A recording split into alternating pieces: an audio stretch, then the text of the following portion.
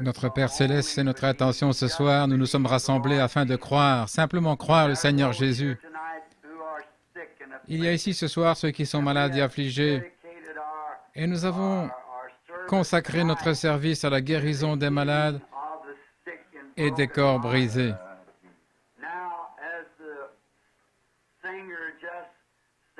Comme le frère vient de chanter ce magnifique cantique, « Alors Jésus vint ». Puisses-tu, Seigneur, venir sur la scène pour nous ce soir et guérir tous ceux qui sont affligés, et ainsi il n'y aura pas une seule personne infirme au milieu de nous ce soir. Accorde-le, Seigneur, et aide-nous alors que nous regardons la parole pour trouver la foi suffisante pour cette heure. Nous te le demandons dans le nom de Jésus. Amen.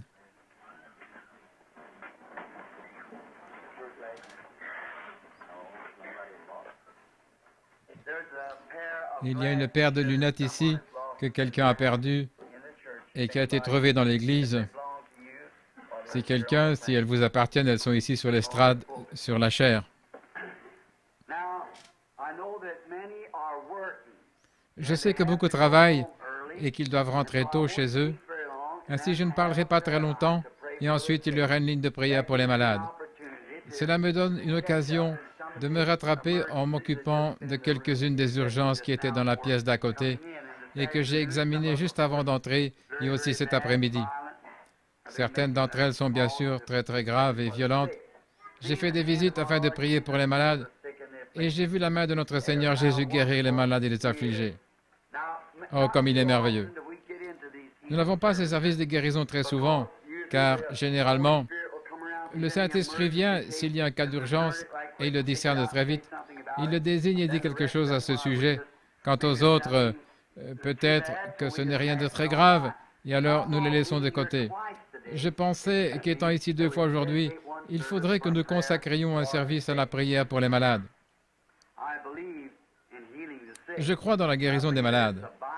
Je crois que c'est un commandement de la Bible.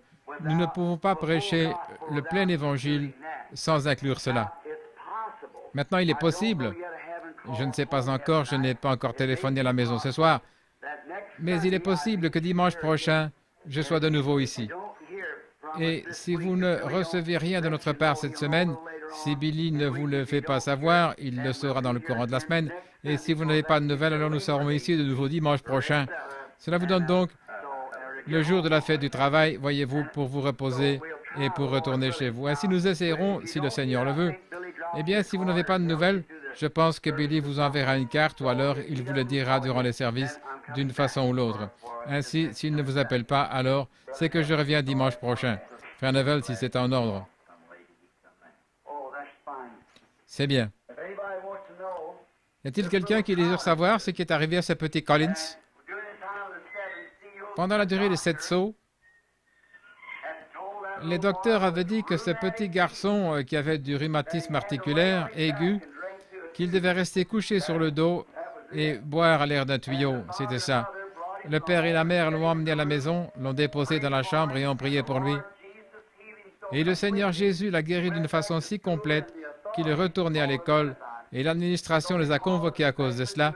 Ils ont alors appelé le spécialiste qui s'occupait de lui et ils ne pouvaient pas croire une telle chose. Ils ont conduit le petit garçon pour un examen et il était parfaitement normal et en bonne santé. Alors Jésus vint.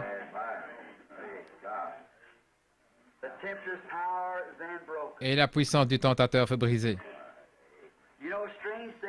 Vous savez, c'est étrange. J'allais demander à quelqu'un de chanter ce cantique ce soir, et alors que je m'occupais des personnes dans la pièce d'à côté, voici quelqu'un qui le chante. Alors Jésus vint. Si on n'avait pas chanté, j'aurais demandé à quelqu'un de le faire avant que je prenne la parole ce soir. Ainsi, il fait toutes choses parfaitement. Maintenant, beaucoup d'entre vous qui avez une longue distance à parcourir vont attendre jusqu'au matin, et j'apprécie cet effort. Certains d'entre vous rentreront chez eux ce soir parce qu'ils doivent reprendre le travail demain matin, de bonne heure, et je sais que c'est pénible. Et alors, quand je pense à cela, j'ai aussi des passes, vous savez, où j'ai le cafard. J'arrive à un point où ce qui me gêne, c'est que j'ai ces moments quand je suis surmené Et Satan vient me dire, eh bien, personne ne se soucie de toi. Au fond, vois-tu, tu n'as pas un seul ami dans le monde. Souvenez-vous que je ne suis pas immunisé contre la tentation. Je dois surmonter cela. Alors quand je regarde en arrière et que je vois quelque chose comme ceci, je lui mets sous les yeux et je dis, et puis ça, cela m'aide à vaincre. Et puis ça alors? C'est comme pour un certain de mes amis qui est assis dans la salle ici. Il y a un clan, une sorte de clan qui ne croit pas dans la guérison divine et qui est venu récemment vers ce jeune homme. Et il lui a dit, cette histoire qu'il prêche là-bas au sujet de cette guérison divine, ça ne vaut rien. Et cet homme habite dans le Kentucky, tout près d'une vieille dame qui, lorsque nous étions au camp d'Acton, se mourait du cancer. Et sa sœur vint à la réunion ce soir-là avec un mouchoir qu'elle avait pris dans son sac à main. Et le Saint-Esprit appela cette dame, je n'avais jamais été dans cette région auparavant, et il lui dit qu'elle avait un mouchoir dans son sac à main et qu'elle l'avait pris à la maison et que sa sœur se trouvait sur une certaine montagne là-bas, se mourant d'un cancer de l'estomac et que le docteur avait abandonné. Je lui dis, allez mettre le mouchoir sur cette dame, car ainsi dit le Seigneur, elle vivra. C'est le soir où les voisins pensèrent qu'il y avait là-bas l'armée du salut, lorsque frère Ben y alla. Et ensuite, cette dame fut si parfaitement guérie qu'elle peut faire son propre travail et le travail du voisin. Ainsi, ce jeune homme, sachant cela, a dit, alors expliquez son cas. Ça fut réglé. Expliquez, vous savez qu'elle avait le cancer. Elle était ici à Louisville et les docteurs qui l'opéraient à ce moment dirent simplement, recosez-la car on ne peut rien faire. Et maintenant, elle est parfaitement normale et bien portante. Expliquez ça. Ce fut réglé. Vous savez ce que dit la Bible? Et il ne put rien dire de mal, car l'homme qui avait été miraculé était debout au milieu d'eux. C'est là où cela confond Satan, n'est-ce pas? L'homme qui avait été miraculé se trouvait là. Dieu ressuscite-t-il les morts? Ici même se trouve un homme qui fut ressuscité. Dieu guérit-il les malades? Oh, les mains qui pourraient se lever partout. Dieu guérit les malades. Nous savons qu'il est le grand je suis. Pas le grand j'étais ou je serai, je suis. Je suis, c'est-à-dire toujours présent, partout, tout le temps. Le même hier, aujourd'hui, éternellement. Maintenant, dépêchons-nous. Lisons dans cette Bible bénie. Je désire lire un passage qui avait coutume de me troubler lorsque je le lisais. Et je désire avoir une ligne de prière ce soir, et je prierai pour tous ceux qui le désirent. Et maintenant, nous allons lire dans Marc chapitre 11, et nous allons commencer à lire vers le verset 22 du chapitre 11 de Saint Marc. Beaucoup d'entre vous connaissent ce passage des Écritures. Il nous est très familier. C'était le passage auquel je pensais, frère Russell, quand il me parla au sujet de ces écureuils.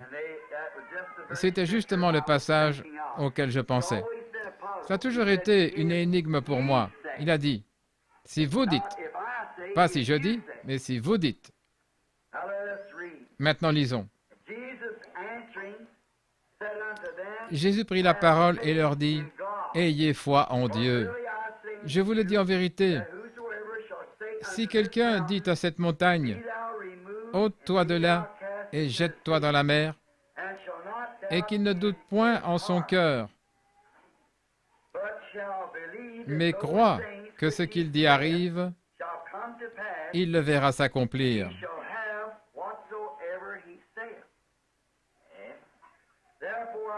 C'est pourquoi je vous dis, tout ce que vous demanderez en priant,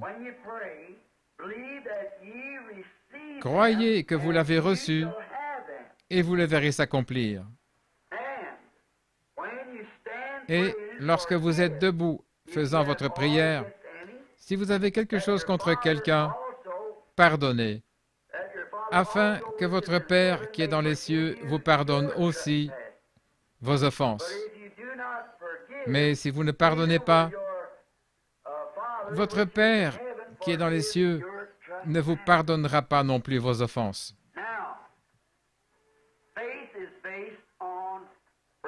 Ainsi, la foi est basée sur le pardon. Et alors, comme nous l'avons dit ce matin, essayons de placer l'Église là où nous pouvons réellement voir les temps apostoliques agissant au milieu de nous. C'est de cela que nous avons tous faim. Et cela se trouve juste à la porte. Nous le voyons, mais nous voulons en voir plus. Nous voulons que ce soit une telle effusion que cela nous aide à nous déverser sur d'autres. Souvenez-vous, Jésus, comme nous l'avons dit dans la leçon ce matin, n'a jamais utilisé sa puissance pour lui-même. Il l'utilisa pour les autres. C'est pour cela qu'elle fut envoyée. Et vous pensez parfois, pourquoi un homme comme lui, qui était si plein de puissance, devrait-il être une fois malade? Oui, monsieur. J'ai lu dans un livre quelque part que lorsqu'il ressuscita ce garçon, le fils de la veuve de Naïn, je crois que c'est dans Le Prince de la maison de David, il s'assit sur un rocher et se plaignit d'un mal de tête. Il porta sur lui nos infirmités. Porter signifie prendre sur lui. Voyez, il les porta. Et il avait toutes choses, comme nous. Il avait la maladie, il avait des tentations, il avait des ennuis, il avait des frustrations, comme nous en avons. Parce qu'il devait être le genre de médiateur parfait. Il devait donc être un participant, le cultivateur de fruits, avant de savoir, la femme au puits et beaucoup d'autres choses, voyez-vous, si nous regardons dans l'Écriture. Je désire dire que je crois toute l'Écriture et que tout son contenu est vrai. Il y a des critiques aujourd'hui qui ne veulent pas le croire. Un critique a dit une fois que lorsque Jésus envoya ses disciples à l'endroit et au carrefour où l'ânon était attaché, il avait arrangé ça d'avance. Voyez-vous, ils ne comprennent pas que c'est Dieu qui l'arrangea d'avance. L'autre jour, Dieu m'a dit, au sujet de frère Dow, qui est ici, que je lui serrerai de nouveau la main dans la rue. C'est très étrange, je n'étais pas ici ce matin-là. Mais 2 minutes de plus ou 1 minute de plus, et je ne l'aurais pas rencontré dans la rue. Mais je suis sorti de la voiture juste à temps pour lui serrer la main alors qu'il venait dans la rue. Il ne m'a pas reconnu, car il avait enlevé ses lunettes, et ainsi il ne pouvait pas me voir. Mais quand il a entendu ma voix, il a commencé à pleurer. Qu'était-ce? D'habitude, il ne fait pas cela, mais c'était une réponse à ce qui lui avait été dit là-bas sous la tente à oxygène. Je lui ai dit, de même, vous vous assiérez de nouveau dans l'église. C'était le désir de son cœur. Lorsque nous eûmes une réunion à Chicago, il voulait y aller, son cœur le désirait. Je lui ai envoyé un télégramme de salutation de notre part et de la part des enfants, lui disant que nous prions afin qu'il guérisse rapidement. Et un frère bienveillant qui le visitait nous rapporta qu'il voulait tellement venir. Le voici avec nous ce soir, voyez-vous. Cela n'était pas préarrangé. C'est le même Dieu qui a arrangé cela. Il fait concourir toutes choses parfaitement et au moment précis. Un critique a dit une fois, « Ce n'est pas étonnant que Jésus ait pu prendre 5 pains et en nourrir 5000, car, dit-il, les pains étaient plus gros en ce temps-là. Il a simplement coupé chaque pain pour en nourrir 1000. Je vous ferai remarquer que ce n'est qu'un petit garçon qui avait ça pour son dîner. Un petit garçon qui transportait 5 miches de pain qui purent nourrir à satiété 5000 personnes. Et ensuite, n'y eut-il pas 12 paniers pleins qu'ils emportèrent? Voyez-vous, oh, ce ne sont que des critiques après tout. Cela ne change pas la parole de Dieu. Elle continue d'être la même. Nous voulons maintenant parler de la foi, mais d'un type de foi différente, la foi parfaite. C'est une grande chose. Or, la foi, la Bible nous dit que la foi vient de ce qu'on entend. Maintenant, vous ne pouvez pas être sauvé sans la foi. Et la foi vous fait croire à l'existence de quelque chose que rien d'autre ne déclare, si ce n'est la foi. J'essaie maintenant de vous amener à recevoir la foi afin que vous puissiez être prêts pour cette ligne de prière dans quelques minutes. Maintenant, la foi, il faut que celui qui s'approche de Dieu croit que Dieu existe. Et il est impossible de plaire à Dieu sans la foi. Vous ne pouvez pas lui plaire. Et si vous dites que vous croyez en Dieu, vous ne l'avez jamais vu. Vous devez donc le croire par la foi. Et si vous pouviez le voir, ce ne serait plus la foi. Voyez-vous, tout ce que les sens déclarent, ce n'est plus la foi. C'est un fait scientifique, voyez-vous. Ce n'est plus la foi. Mais vous devez l'accepter, lui, par la foi. Et celui qui s'approche de Dieu doit croire en Dieu, et la foi vient de ce qu'on entend, la parole de Dieu. Vous devez croire premièrement que ceci est la parole de Dieu. Et vous devez venir à Dieu par la parole. Voyez-vous? Prenez simplement la parole, ce qu'elle dit, et dites c'est juste. Toutes les autres choses qui lui sont contraires ne sont pas justes. Abraham dut croire simplement ce que cette voix lui avait dit. Et lorsqu'il fut âgé de 100 ans, 25 ans plus tard, il croyait cela plus fort que 25 ans plus tôt lorsque cela lui fut donné. Il le croyait. Et il ne douta pas par incrédulité de la promesse de Dieu, mais il fut fortifié, donnant gloire à Dieu, sachant qu'il pouvait accomplir ce qu'il avait promis. Et c'est ainsi que chacun doit être. Vous devez venir avec une foi infaillible, croyant que Dieu a fait la promesse. Mais maintenant, vous devez être dans une certaine position pour avoir cette foi. Et c'est de cela que nous allons parler, voyez-vous, afin de recevoir cette foi. Dans Hébreux, le livre des Hébreux, au chapitre 11, il nous est dit que la foi est la substance des choses qu'on espère. Voilà pourquoi beaucoup de personnes ne parviennent pas à recevoir leur guérison ou ce qu'elles demandent. C'est parce qu'elles prennent la foi pour quelque chose qui n'est pas, voyez-vous. Ils ne croient pas cela. Ce n'est pas de l'imagination. C'est une substance réelle. Maintenant, écoutez attentivement. Voyez-vous, ce n'est pas ce que vous imaginez. C'est aussi réel pour vous que ce que n'importe quel autre sens de votre corps déclare. C'est aussi réel que si mes yeux déclarent « ceci est un morceau de papier ». C'est aussi réel que de dire que ceci est une lampe. C'est aussi réel que de dire « je sens ma veste ». C'est aussi réel que d'entendre ce bébé là-bas parler ou faire de petits bruits. Voyez-vous, c'est aussi réel que d'entendre de la musique. C'est aussi réel que tout ce que je goûte dans ma bouche. C'est à ce point réel, seulement vous ne pouvez pas le montrer à quelqu'un d'autre. Vous seul l'avez. Amen. C'est à vous.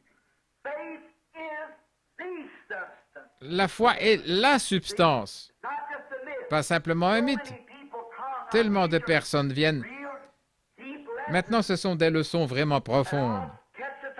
Je les effleurerai seulement, ensuite vous pourrez encore creuser. Notez bien, c'est quelque chose que vous possédez, pas de l'imagination. Si vous l'avez réellement, c'est aussi réel pour vous que n'importe quelle autre chose qu'il puisse y avoir. C'est aussi réel pour vous que de savoir que vous roulez en automobile, aussi réel pour vous que de savoir que vous êtes assis dans l'église, aussi réel pour vous que d'entendre ma voix. C'est une substance, pas une imagination, pas une émotion, mais c'est quelque chose que vous avez.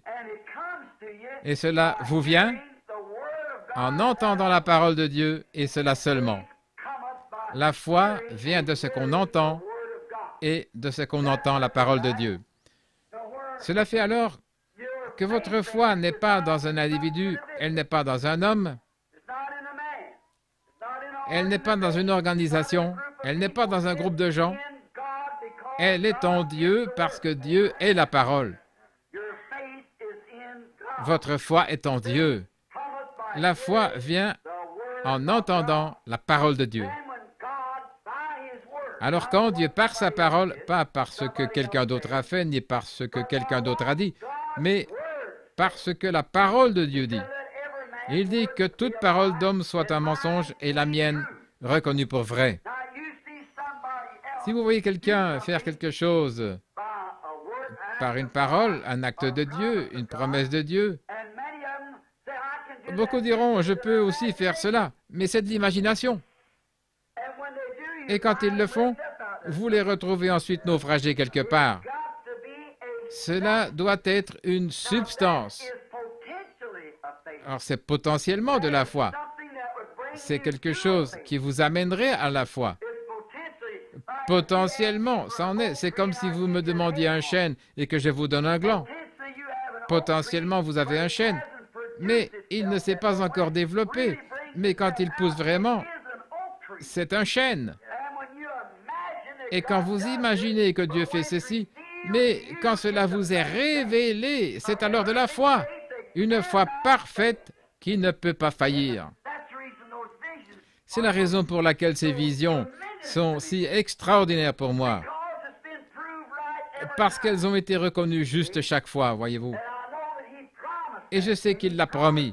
Il a promis cela dans sa parole, et il vient ici et le promet pour ce jour. C'est pourquoi vous savez où vous tenez quand c'est lui qui le dit. Vous voyez, cela me donne la foi, parce que s'il ne fait rien qui soit contraire, il ne fait rien qui soit contraire à sa parole écrite, voyez-vous. Et si c'était contraire à la parole, je ne pourrais pas avoir foi en cela. Cela nous ramène directement à la parole, voyez-vous. La foi qui vient en entendant la parole de Dieu. Vous devez entendre la parole. La parole de Dieu est cette parole entièrement suffisante. Cette parole est tout ce dont vous avez besoin. La foi étant la substance, et dans Hébreu, nous découvrons ce qu'était la foi et ce que firent ceux qui l'avaient. Il y a souvent des personnes qui ont la foi aujourd'hui et qui demain ne l'ont pas, et le jour suivant, il y a autre chose. Mais aussitôt que Dieu l'ancre et que vous le voyez, il n'y a plus rien qui pourra vous ébranler. Sans quoi vous ne faites que tâter, tendre vers cela, présumer. Présumer signifie se hasarder sans autorité. Vous essayez ceci, vous essayez cela, vous allez de ce côté, vous courez ici et vous courez là. Vous n'avez pas encore la foi. Mais c'est ce que nous appelons la foi. Maintenant, excusez-moi. Je veux que vous saisissiez ceci. L'Église doit s'élever dans la puissance de Dieu. Nous sommes trop près de la fin maintenant.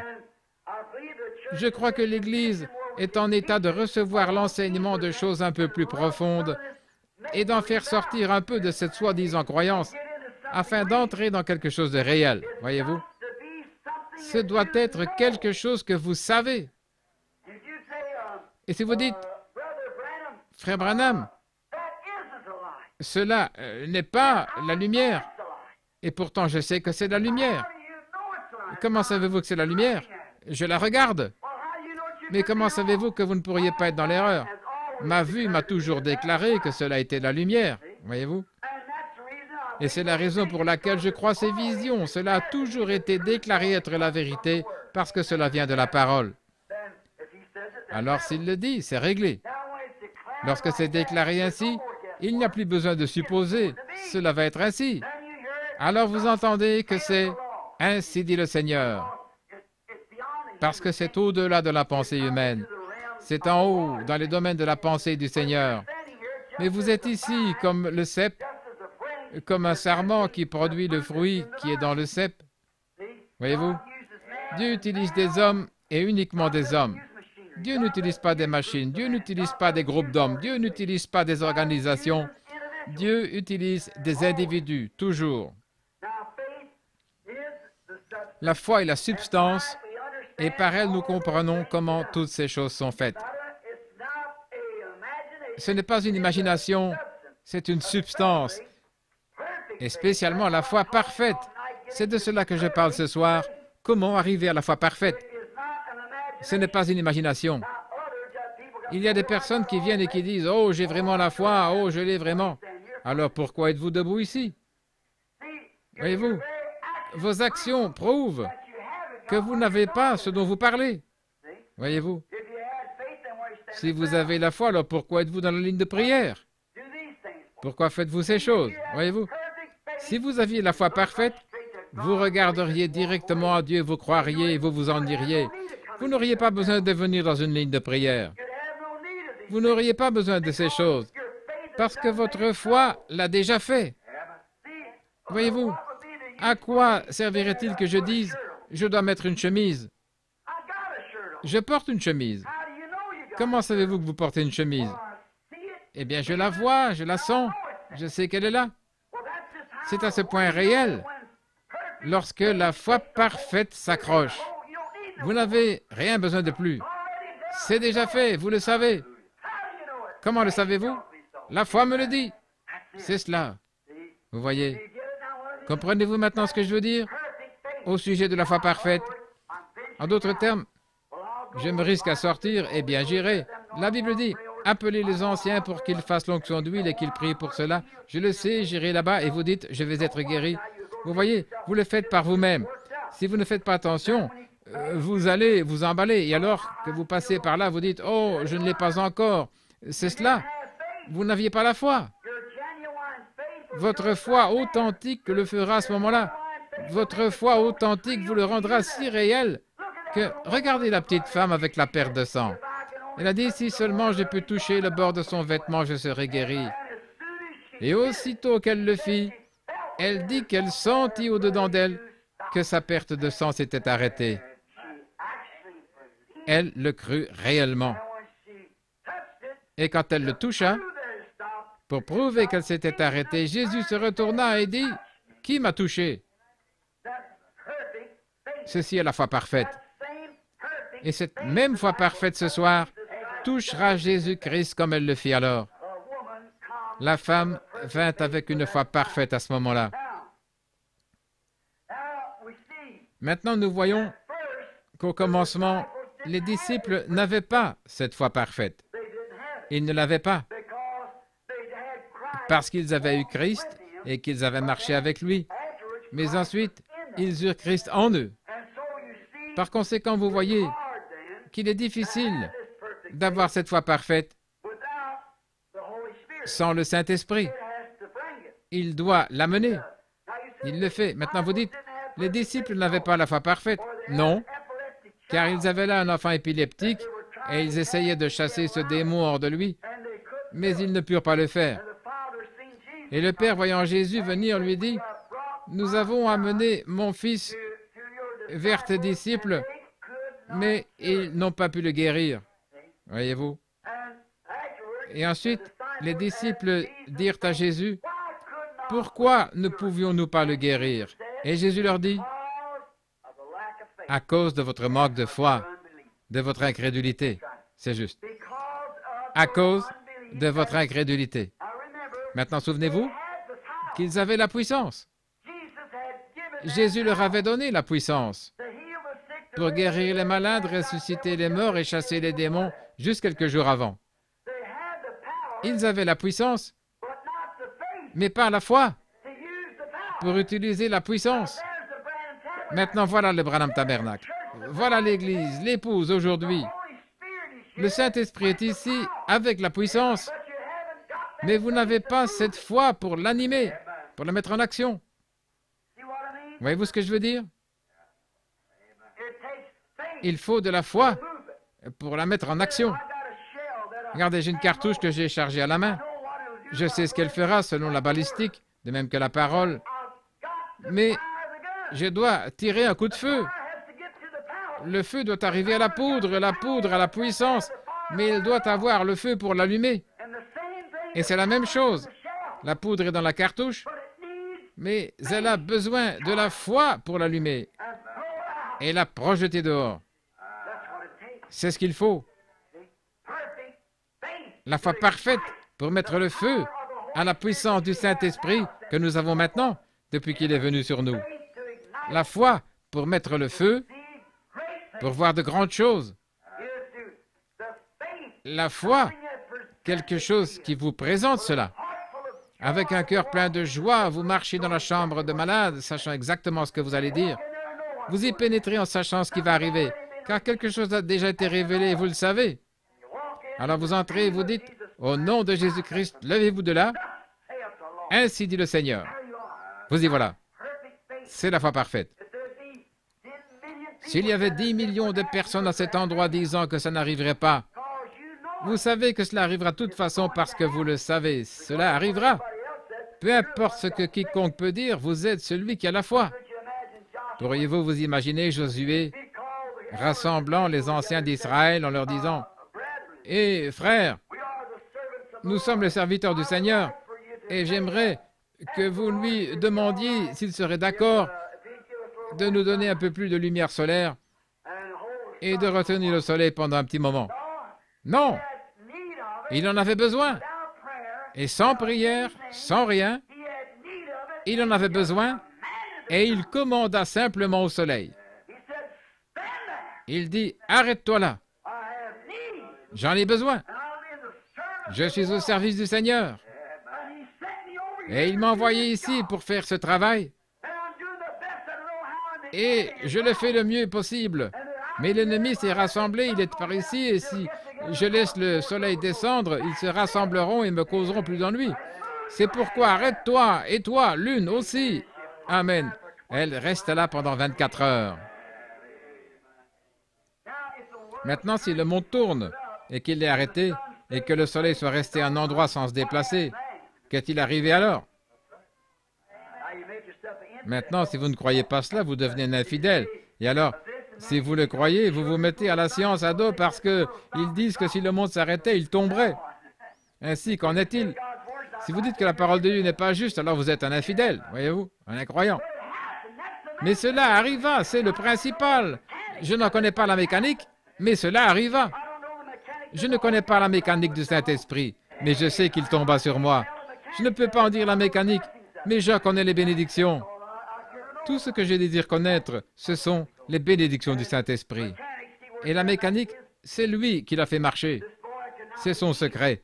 Ce garçon ne put pas être guéri parce que les disciples avaient la puissance. Jésus leur avait donné la puissance pour guérir toutes sortes de maladies, pour chasser les démons, pour purifier les lépreux et pour ressusciter les morts. Il leur avait donné la puissance, mais ils n'avaient pas la foi pour mettre en action la puissance qu'ils avaient. Alors ils questionnèrent Jésus et lui dirent, « Mais pourquoi n'avons-nous pas pu le faire? » Maintenant, souvenez-vous, ils avaient la parole, et la parole était à leur chair. Et la parole leur dit, « Je vous donne la puissance. » Amen. Je vous donne la puissance. Et ils avaient la puissance. Mais ils n'avaient pas la foi pour actionner la parole qui était en eux. Voyez-vous ce que je veux dire? Mais Jésus l'avait. Il était la parole. Et il avait la foi que ce qu'il disait arriverait. Il dit, « Oh, amenez-le ici. Jusqu'à quand vous supporterai-je? » Il avait la foi avec la puissance. Comment l'avait-il? Il a dit, « Je ne peux rien faire de moi-même. » Pourquoi? Parce qu'il avait confiance en ce qu'il était. Il avait confiance dans le fait qu'il savait qu'il était la parole. Et il avait foi en Dieu, qui avait fait de lui la parole. Il était Dieu, la parole. Et elle était en lui, et cela lui donna la foi parce qu'il comprit sa position. Il savait ce qu'il était parce que l'Écriture avait dit qu'il était cela. Chaque passage de l'Écriture s'enchaînait pour prouver qu'il était exactement ce que l'Écriture avait dit qu'il serait, et il savait qui il était. C'est pourquoi il avait confiance en ce que Dieu avait fait de lui.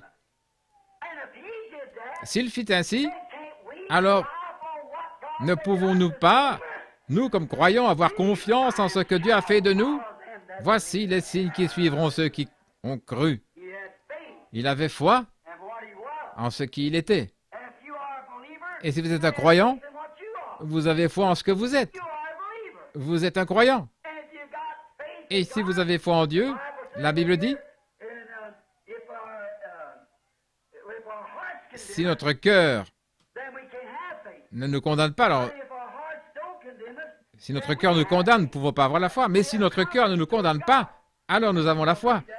Nous avons l'assurance envers Dieu. Si vous voulez le lire, ça se trouve dans Jean 3, 21. J'ai ici le passage des Écritures. Je veux dire 1 Jean 3, 21.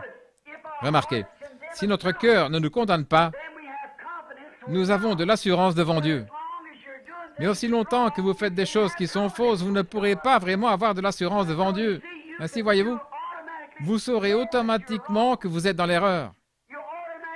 Vous vous remettez automatiquement à la place d'un pécheur, si vous savez que vous êtes dans l'erreur.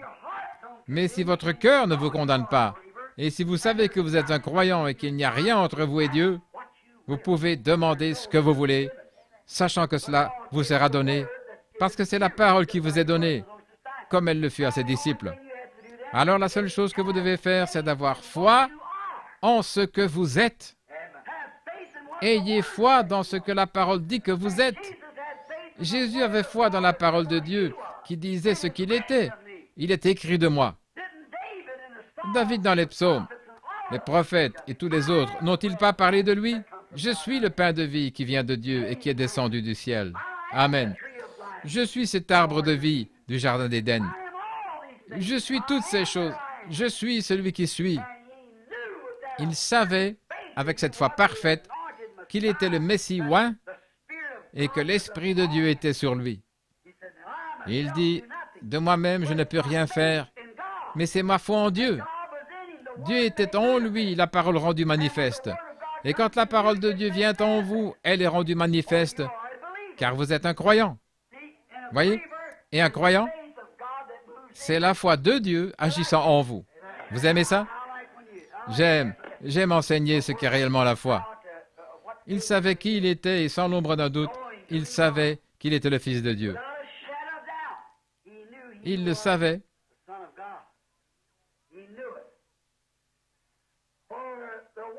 Il le savait car la parole identifiait. La parole de Dieu identifiait qui il était. Il a dit, si je ne fais pas les œuvres de mon Père, alors ne me croyez pas. Mais si je ne fais pas ces œuvres-là, ne me croyez pas. Mais si je les fais, alors croyez en elles, car elles sont la manifestation de la parole qui avait été promise. Oh, si seulement vous pouviez vous réveiller à cela une minute. Vous voyez? La parole elle-même identifiait qui il était.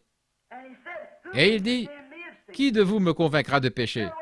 En d'autres termes, qui peut me montrer que ma vie et mes œuvres n'accomplissent pas exactement ce qu'on attend du Messie? Personne ne peut rien dire, car c'est ce qu'il était. Il avait alors la foi pour croire que tout ce qu'il dirait s'accomplirait.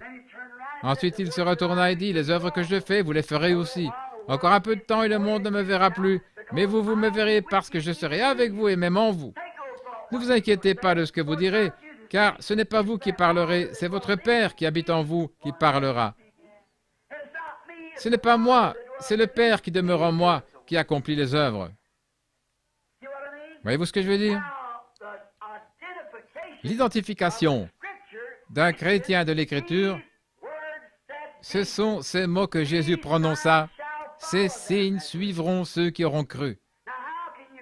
Comment pouvez-vous vous appeler un croyant, un peuple, et nier ces paroles? Comment pouvez-vous vous appeler un croyant et nier une partie de cette parole? Voyez-vous? Vous ne pouvez pas le faire. Vous n'êtes pas un croyant. C'est pourquoi ces signes ne peuvent pas vous suivre, car vous acceptez et croyez seulement ce que vous voulez, et le reste, vous ne le croyez pas. Mais vous devez prendre le tout et le croire.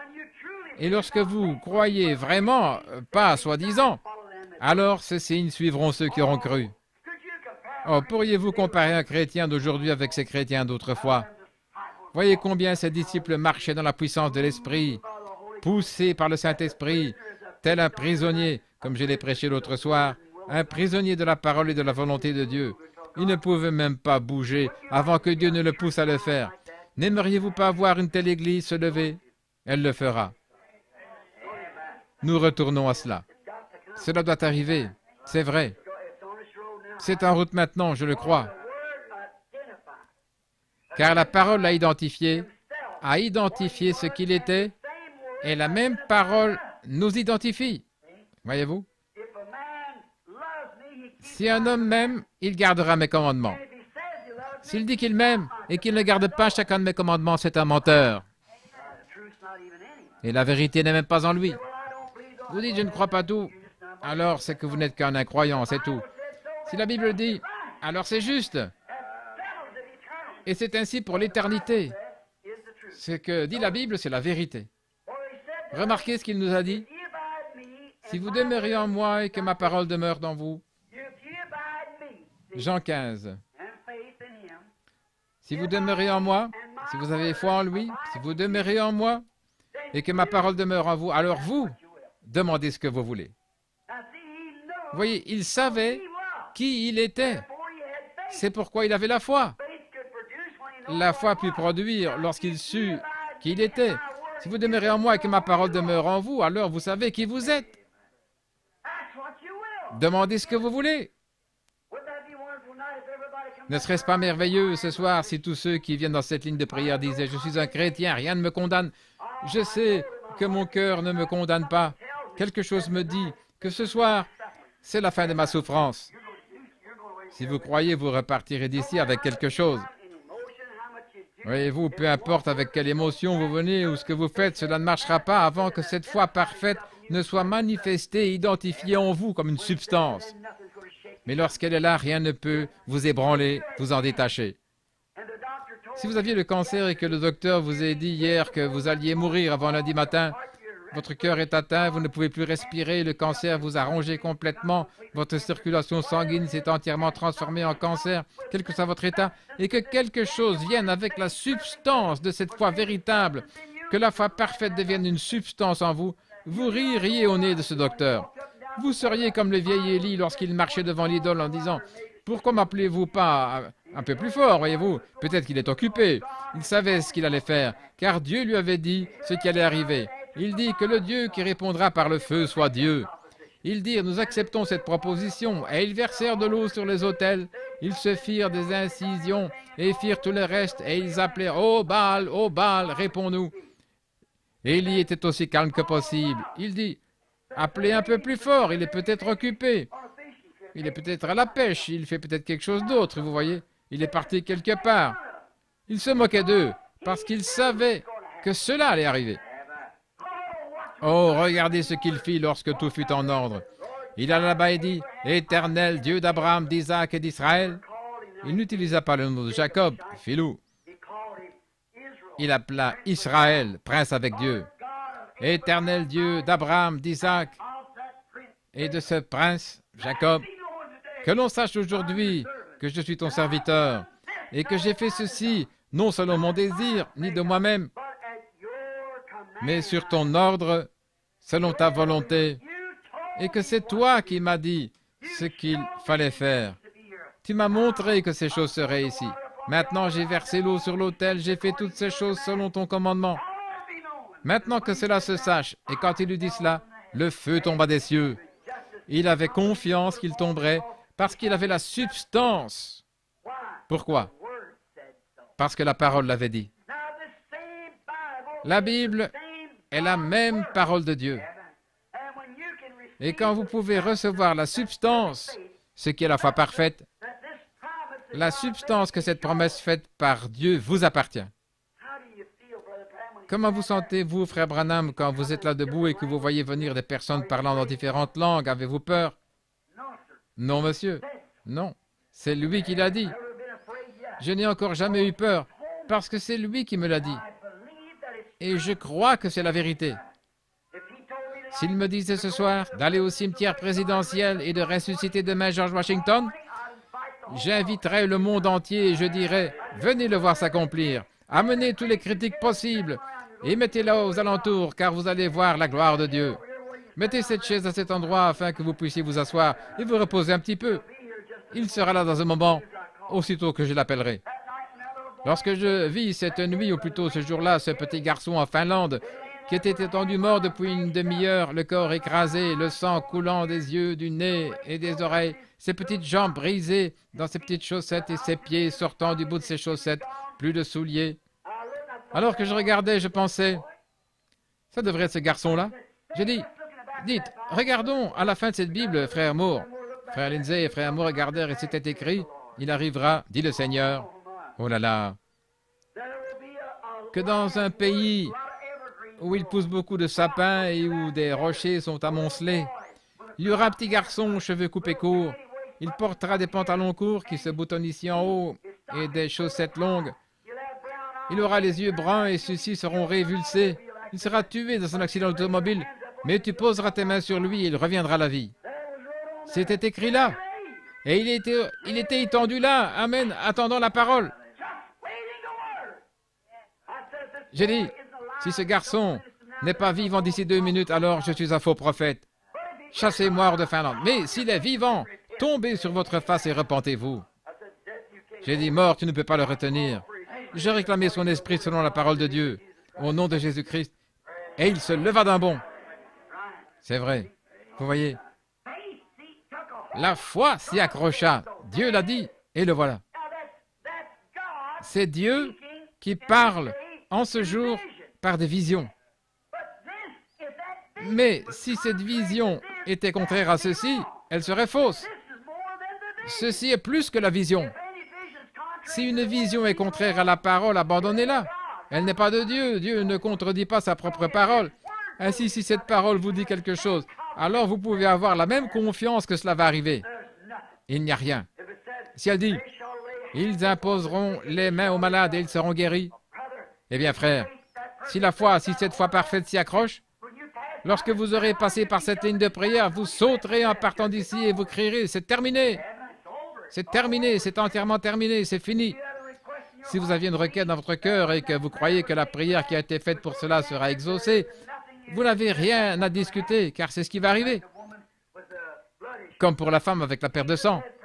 Jésus avait la foi parfaite. Il l'avait. Et elle vint parce qu'il était la parole. Et vous devenez la parole. Vous devenez la parole. Alors que vous recevez la parole, si vous demeurez en moi et que mes paroles demeurent en vous, mes paroles, c'est-à-dire cette parole, alors demandez ce que vous voulez et ça vous sera donné. Voyez-vous, si vous dites à cette montagne, ôte-toi de là, et si vous ne doutez pas, mais croyez que ce que vous dites arrive, alors vous le verrez s'accomplir. Tout ce que vous demanderez en priant, croyez que vous l'avez reçu et vous le verrez s'accomplir. Cela vous sera donné. Ni le temps, ni l'espace, ni rien d'autre ne le changera. Vous savez que c'est déjà fait. Très bien. Et il a dit, si vous demeurez en moi et que ma parole demeure en vous, ici dans Jean, demandez ce que vous voudrez, cela vous sera donné. Alors reconnaissez votre position dans l'Écriture en tant que croyant. Voyez, vous devez reconnaître votre position de même qu'il reconnut sa position. N'est-il pas écrit que Christ viendrait et qu'il ferait toutes ces choses, dit-il à Cléopas et aux autres ce matin-là? N'est-il pas écrit dans les Écritures qu'il devait souffrir et être mis à mort pour ensuite ressusciter le 3e jour? Pourquoi êtes-vous si lents à comprendre? Et ils pensèrent, comme cet homme parle différemment des autres hommes. Et quand ils furent dans l'auberge, ils découvrirent que c'était lui. Voyez-vous, leurs yeux étaient empêchés de le reconnaître. Toutefois, ils remarquèrent qu'il se référait continuellement aux Écritures et ils surent que c'était lui. Vous devez croire en ce que vous demandez. Si vous êtes un croyant, reconnaissez-vous comme tel. Reconnaissez que ces choses sont pour vous. S'il y a une condamnation dans votre vie, commencez par rectifier cela, voyez-vous. Si vous avez une condamnation, vous pouvez demander à Oral Roberts et à une douzaine d'autres personnes qui ont la foi de venir ici et de prier pour vous, de sauter en bas, en haut et de verser de l'huile sur vous, 5 litres à la fois. Mais ça ne bougera toujours pas, c'est vrai. Qu'arrive-t-il à ceux qui ne sont pas guéris dans les réunions de Oral? Je les retrouve dans la ligne de prière, vous l'entendez dire. On a déjà prié pour vous. Un homme avec des cheveux foncés, assez grand, ayant une forte mâchoire, c'est Oral Roberts, voyez-vous. Et c'était dans une telle ville, à un endroit appelé ainsi. Oui, c'est vrai, voyez-vous. Tel homme a prié pour vous, vous voyez comme cela. Mais voici votre problème, voyez-vous. Allez rectifier cette chose. Allez là-bas et confessez ce péché à votre mari ou à votre femme. Allez faire cette chose. Cela ne vous fera jamais de bien, peu importe qui prie pour vous, avant que vous ne rectifiez cela. La condamnation est dans votre cœur et Dieu ne viendra pas dans un cœur qui est condamné. Dieu n'y habite pas. Vous devez le rectifier. Ensuite, quand vous l'avez, vous devez avoir la foi. Si tout est juste, vous devez avoir la foi et croire. N'ayez pas peur. Dans le livre de Job, il est dit que Job eut peur. Et ce qu'il craignait arriva effectivement. Qu'est-ce qui en fut la cause? Sa crainte. C'est ce qui le fit arriver. Sa foi l'aurait gardé de cela. Mais sa crainte le lui amena. Il avait peur que cela n'arrive et cela arriva. S'il avait su que cela n'arriverait pas, cela ne serait pas arrivé. Voyez-vous ce que je veux dire? Si vous avez peur lorsque vous venez dans la ligne de prière, que vous pensez peut-être que je n'ai pas une foi suffisante, cela n'arrivera jamais, ne vous inquiétez pas. Mais si vous savez que cela va arriver, cela arrivera, voyez-vous? C'est la substance de quelque chose. Job craignait que ces choses ne lui arrivent, et elles lui arrivèrent. Si vous craignez que votre maladie ne vous quitte pas, elle ne vous quittera pas. Si vous avez la foi, elle vous quittera. Demandez à n'importe quel médecin. La première chose qu'il fera, c'est vous donner confiance dans les médicaments qu'il vous donne. Si vous n'avez pas confiance en lui, vous feriez mieux de le laisser, voyez-vous? C'est sûr. Alors, qu'est-ce que c'est? C'est la foi qui opère la guérison. C'est la foi qui fait cela tout le temps. Pierre, tout alla bien pour lui jusqu'à ce qu'il eût peur. La parole lui avait dit qu'il pouvait marcher sur l'eau. Il eut peur. D'abord, il pensa que c'était un fantôme. Et il dit, « Seigneur, si c'est toi, ordonne que j'aille vers toi sur les eaux. » Il dit, « Viens. » C'est exactement la même chose que Jacques 5, 14 et que Marc 16. Le même Dieu qui a dit cela, il a dit, « Viens. » Et ainsi, il commença à marcher. Tout allait bien. Il sortit du bateau. Il commençait à marcher. Il y avait un gros orage sur la mer, vous savez, avec de grandes vagues coiffées d'une crête blanche. Elles étaient plus grosses que les collines ici, et l'écume se brisait sur eux. C'était terrifiant de voir, peut-être, ces 5 ou 6 mètres d'écume blanche et ces vagues qui se brisaient. Et ce fut une chose terrifiante pour lui de demander, « Seigneur, si c'est toi, voyez-vous, il ressemblait à une ombre ou à un esprit. » Il dit, « Si c'est toi, ordonne que j'aille. » Voyez-vous, et il fit un pas. C'est le Seigneur, je vais simplement marcher. Mais quand il regardait les vagues, il eut peur. Que se passa-t-il dans son esprit? Premièrement, il pensa, je vais marcher parce que la parole m'a dit de marcher. Et ensuite, il regarda, eh bien, à ses symptômes. Il regarda et vit la grosseur de ces vagues. Et il eut peur. Et aussitôt, il s'enfonça. Voyez-vous? Ce qu'il craignit arriva. Ce qu'il crut arriva. Quand il crut qu'il pouvait marcher, il marcha. Quand il crut, quand il eut peur, malgré sa croyance, alors sa substance le quitta. Voyez-vous? Il professait toujours sa foi, mais il n'avait pas la substance. La substance aurait passé par-dessus cette vague et aurait été directement vers lui s'il avait eu la foi parfaite. Voyez-vous? Mais il ne l'avait pas. Il pensait qu'il l'avait. Il l'avait au début. Il était prêt à se hasarder en dehors du bateau. Le Seigneur m'a dit de le faire. Ça doit arriver. Il sortit donc du bateau et s'en alla. Il ne pensa jamais aux vagues et combien elles étaient contraires. Cela ne lui vint jamais à l'esprit. Mais quand vous commencez à penser, maintenant attendez, vous savez, j'ai été malade si longtemps, stop.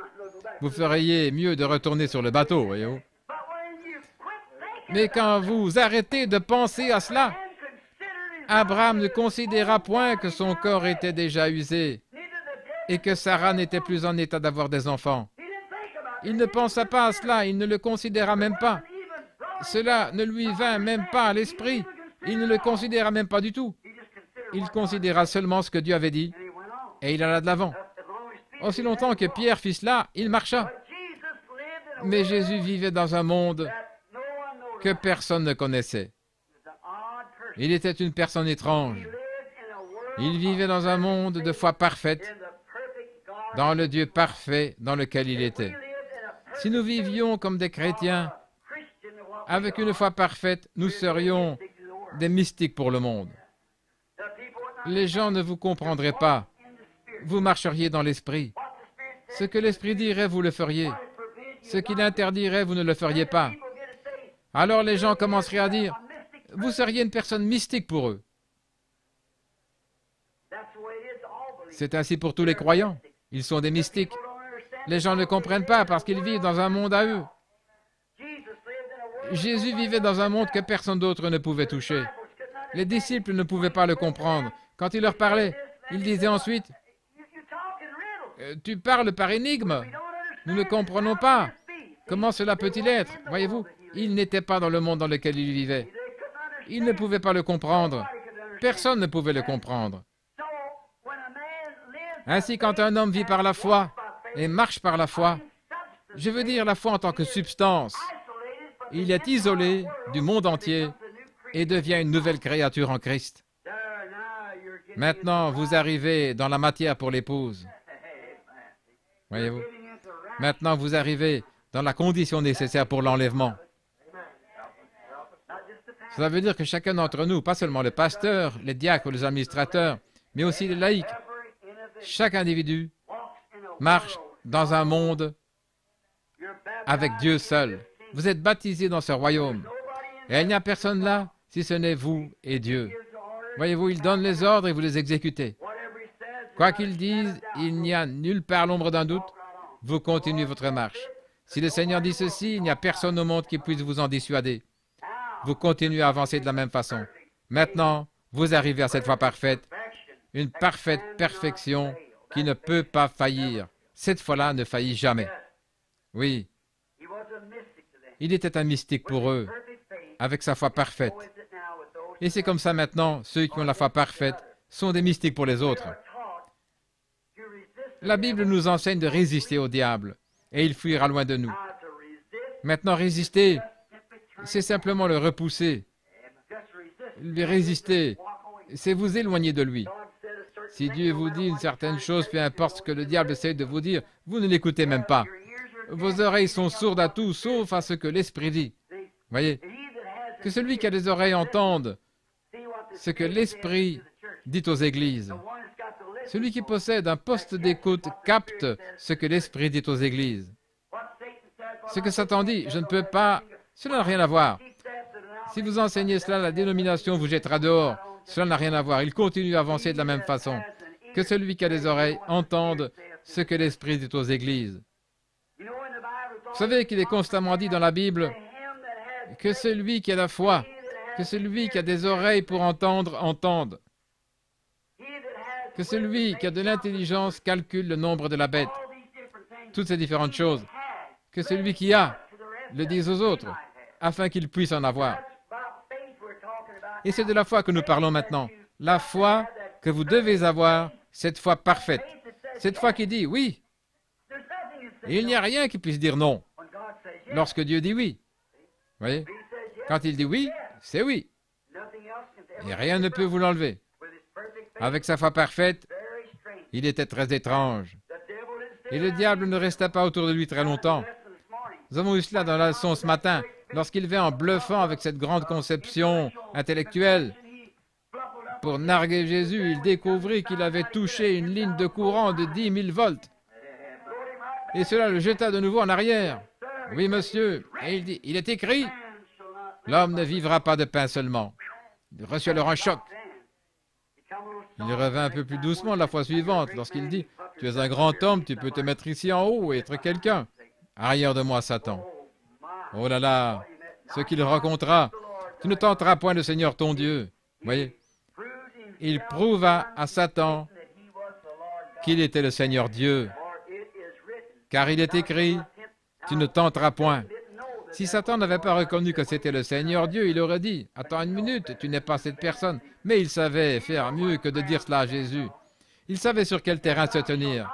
Jésus dit, tu ne tenteras pas le Seigneur ton Dieu. C'est ce qu'il était. Et Satan savait faire mieux que de dire cela, car les œuvres de Jésus avaient déjà prouvé qu'il était le Seigneur ton Dieu. Notez. Voici un autre point. La foi parfaite a la maîtrise de toutes les circonstances. La foi parfaite maîtrise toutes les circonstances, peu importe ce que c'est. Elle le maîtrise. Maintenant, regardez. Quand vous croyez quelque chose ou que vous faites quelque chose et que vous avez foi en ce que vous faites, peu importe ce que sont les circonstances, elles n'ont rien à voir. Elle maîtrise ces circonstances. Si c'est dans une chambre de malade et que le Seigneur est révélé que cette certaine chose va arriver, vous le dites et vous allez de l'avant. Ne posez pas de questions. C'est déjà fait. Allez de l'avant. Elle maîtrise toutes les circonstances. Eh bien, si vous faites ceci, un tel va faire cela. Voyez, elle a déjà maîtrisé cela. La foi croit que Dieu le mènera à bien. Je ne sais pas comment il le fera, mais il le fera de toute manière. Voyez-vous, elle maîtrise toutes les circonstances. Et la foi et l'amour sont parents. Car vous ne pouvez pas avoir la foi à moins d'avoir l'amour, parce que votre foi est dans un Dieu qui est l'essence même de l'amour. La foi et l'amour travaillent ensemble. Tenez, c'est comme un jeune couple, vous prenez un jeune homme et une jeune fille qui tombent amoureux l'un de l'autre. Alors qu'ils vont de l'avant et qu'ils commencent à mieux se connaître, leur cœur commence à battre à l'unisson. Voyez-vous? Pourtant, ils ne sont pas encore mariés femmes, mais leur amour les lie et ils ont confiance l'un dans l'autre. Maintenant, s'ils s'aiment vraiment, ils s'aiment vraiment. Et si vous savez que cette fille vous aime, et si elle sait que vous l'aimez, vous avez confiance, vous avez foi l'un dans l'autre. Vous avez foi l'un dans l'autre. Si vous ne l'avez pas, vous feriez mieux de ne pas vous marier. Vous devez donc avoir foi. Et si vous les séparez et que vous en mettiez un à l'extrême sud et l'autre à l'extrême nord, ils auraient toujours cet amour l'un pour l'autre où qu'ils se trouvent. Ils sont aussi fidèles l'un à l'autre que possible parce qu'ils s'aiment. Et si vous aimez le Seigneur, pas seulement pour échapper à l'enfer, mais si vous aimez le Seigneur, alors vous avez foi en Dieu. Si vous l'aimez. C'est comme ce qui est arrivé à Louisville il n'y a pas longtemps. Il y avait une demoiselle chrétienne depuis de nombreuses années qui tomba amoureuse d'un homme qui, lui, était chrétien depuis environ 2 ans. Et ainsi, ils se marièrent et ils s'aimaient et avaient confiance l'un dans l'autre. Et ils se marièrent. Et la femme dit à son mari, « Chérie, ça doit être difficile pour toi, car tu n'es qu'un jeune chrétien et tu as dû passer par tant de choses. » Car il buvait. Elle dit, « Tu as dû passer par tellement de choses et je dois être terriblement tenté. » Elle dit, « Je veux que tu saches une chose. Si tu tombes, si tu as une tentation et que tu y succombes, ne reste pas loin de la maison, mais reviens. Reviens ici, parce que je serai ici même à t'attendre et je t'aiderai à prier jusqu'à ce que tu aies la victoire. Je resterai avec toi, parce que lorsque je t'ai épousé parce que je t'aimais. Et peu importe ce que tu es, je t'aimerai toujours. » Quelques jours après ça, alors qu'il mangeait son dîner avec d'autres hommes dans la chaufferie, il leur parla de cela et leur dit, « Comment un homme pourrait-il faire une seule fois quelque chose de mal quand il y a quelqu'un qui vous aime ainsi, voyez-vous?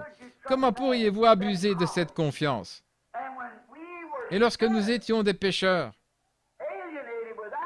étions sans Dieu, éloignés de lui dans le monde, dans la saleté, dans la boue, comme j'en ai parlé ce matin, Dieu est venu à nous.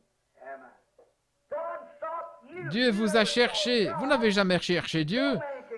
Nul ne peut venir à moi si le Père ne l'attire. Et Dieu est venu dans la saleté où vous étiez. Vous y a cherché et vous en a fait sortir. Cela devrait créer un amour parfait. Regardez ce que vous étiez et regardez ce que vous êtes. Qui a fait cela? Quelqu'un qui vous aimait. Alors ne pouvez-vous pas avoir foi dans ce qu'il vous a promis? Un réel et véritable amour créera en vous la confiance dans sa parole. Il m'a pris alors que je n'étais rien, et je ne suis toujours rien, mais je suis dans sa main. Il m'a pris, et il m'a aimé alors que j'étais repoussant. Il vous a aimé alors que vous étiez repoussant, mais il vous a transformé. C'est ce que je disais, la sœur de couleur, cette fois-là, dans son témoignage. C'est ce qu'elle disait, je ne suis pas ce que je devrais être, et je ne suis pas ce que je voudrais être, mais je ne suis plus ce que j'étais. Elle savait qu'elle avait fait du chemin, et que quelque chose était arrivé. Et c'est ainsi. Si Dieu, quand j'étais séparé de lui, m'aima à tel point qu'il se baissa pour me ramasser, cela me donne confiance dans le fait qu'il désire m'utiliser. Il a un but en faisant cela. Il a vu quelque chose en moi. Il a vu quelque chose en vous. Il avait une raison de vous sauver. Regardez les gens qui ne sont pas sauvés aujourd'hui. Regardez les millions qu'il aurait pu prendre à votre place. Mais il vous a pris, vous. Amen. Personne ne peut prendre votre place. Amen. Vous êtes dans l'économie de Dieu. Personne ne peut le faire. C'est son amour envers vous. Alors votre amour ne va-t-il pas s'élever de nouveau vers lui? C'est là une affaire d'amour. Peu importe la situation, les circonstances sont maîtrisées par cet amour qui crée la foi. Quand Dieu vous aime et que vous aimez Dieu et que vous vous aimez l'un l'autre, cela apporte la foi. Très bien. Alors, rien ne peut empêcher que cela produise exactement ce que Dieu a promis de faire. Maintenant, regardez. La foi parfaite est pure, aussi pure que l'amour. Voyez, lorsque vous aimez quelqu'un et que vous avez de l'amour pour votre mari ou pour votre femme, il n'est pas nécessaire que quelqu'un vienne vous dire que vous ne le faites pas, parce que vous le faites, et vous le savez. Maintenant, si je vous demandais, comment pouvez-vous prouver que vous le faites? Oh, je le prouve par la manière dont je vis vis-à-vis de lui. Voyez, je suis une épouse fidèle et honnête. Je suis un mari loyal et honnête. Et cela prouve que j'aime ma femme ou que j'aime mon mari. Voyez-vous, votre vie prouve ce que vous êtes. C'est ainsi pour le christianisme. Votre foi. Vous avez confiance l'un dans l'autre. Cela est pur. Et il y a quelque chose de réel que vous ne pouvez pas montrer à quelqu'un d'autre. Pourtant, vous l'avez et vos actions le prouvent. Et quand vous avez une foi pure et sans mélange, pareil à l'amour que vous avez pour votre compagnon, alors vous le prouvez par la façon dont vous agissez. Vous ne vous plaignez plus, car vous savez que c'est accompli. Et vous allez simplement de l'avant, peu importe à quoi ressemblent les choses ou ce que quiconque dit. Vous savez ce qui est arrivé.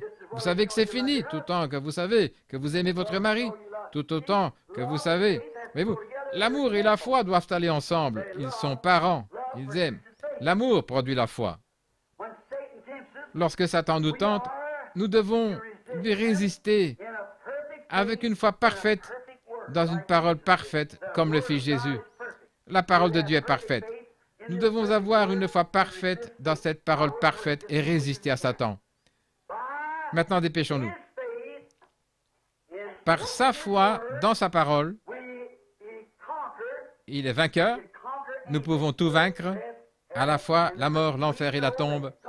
Nous savons que Dieu est Dieu et que par une foi parfaite, dans une parole de Dieu parfaite, il vainquit tout ce qui entra en contact avec lui. La mort ne pouvait même pas tenir en sa présence. La maladie ne pouvait pas tenir en sa présence. De lui coulait comme des rivières de vertu, et cela coulait constamment. La vertu sortait de son vêtement.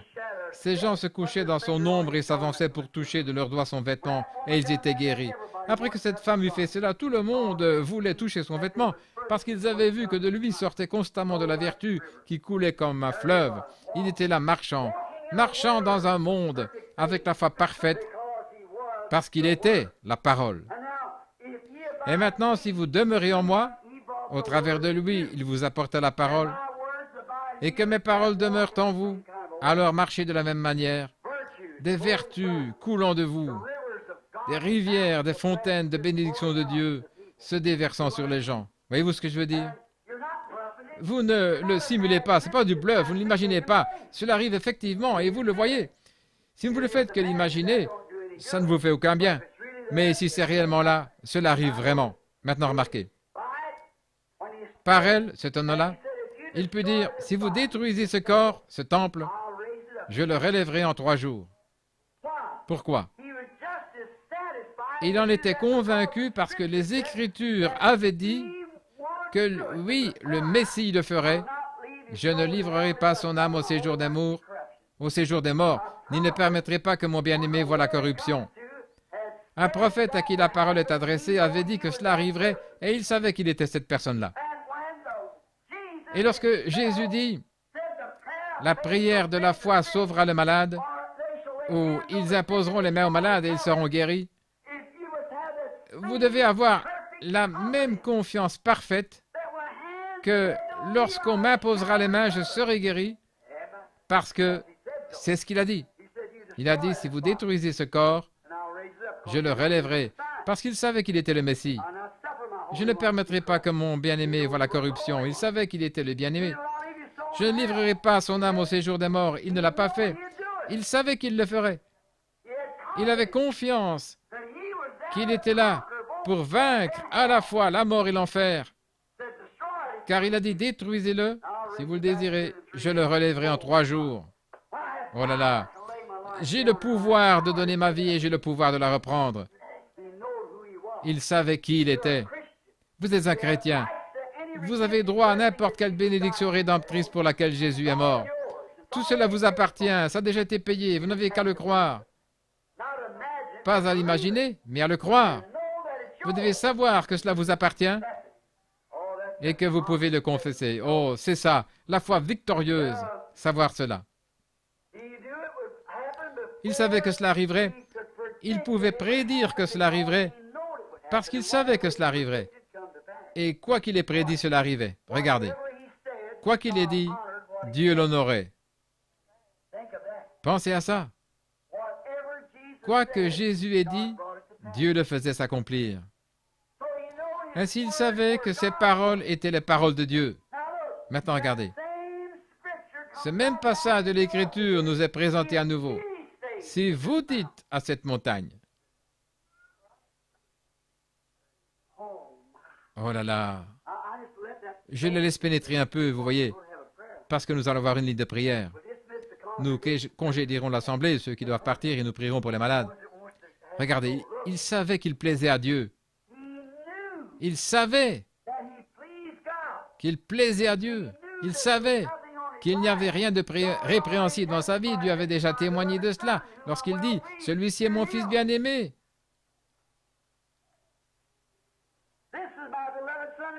En qui j'ai trouvé mon plaisir. Écoutez-le, celui-ci est mon fils bien-aimé. Le jour de son baptême, j'ai trouvé mon plaisir à faire ma demeure en lui, et rien ne peut le condamner. Maintenant, quand le même Dieu vient à vous, et qu'il trouve son plaisir à habiter en vous, et trouve son plaisir à honorer votre parole, votre décision, quelle fut la décision de Josué? Soleil, arrête-toi! Et il s'arrêta. Amen. Certainement. Quelle fut la décision de Moïse? Il leva son bâton sur une rivière comme cela et réclama qu'elle s'ouvre. Et elle s'ouvrit, voyez-vous, quoi que vous demandiez. Et si vous dites à cette montagne, ôte-toi de là, et si vous ne doutez pas, dans votre cœur, mais croyez que ce que vous dites arrive, vous le verrez s'accomplir. Cela vous remet dans la parole. Maintenant, ce n'est pas du petit lait. Cela vous y remet.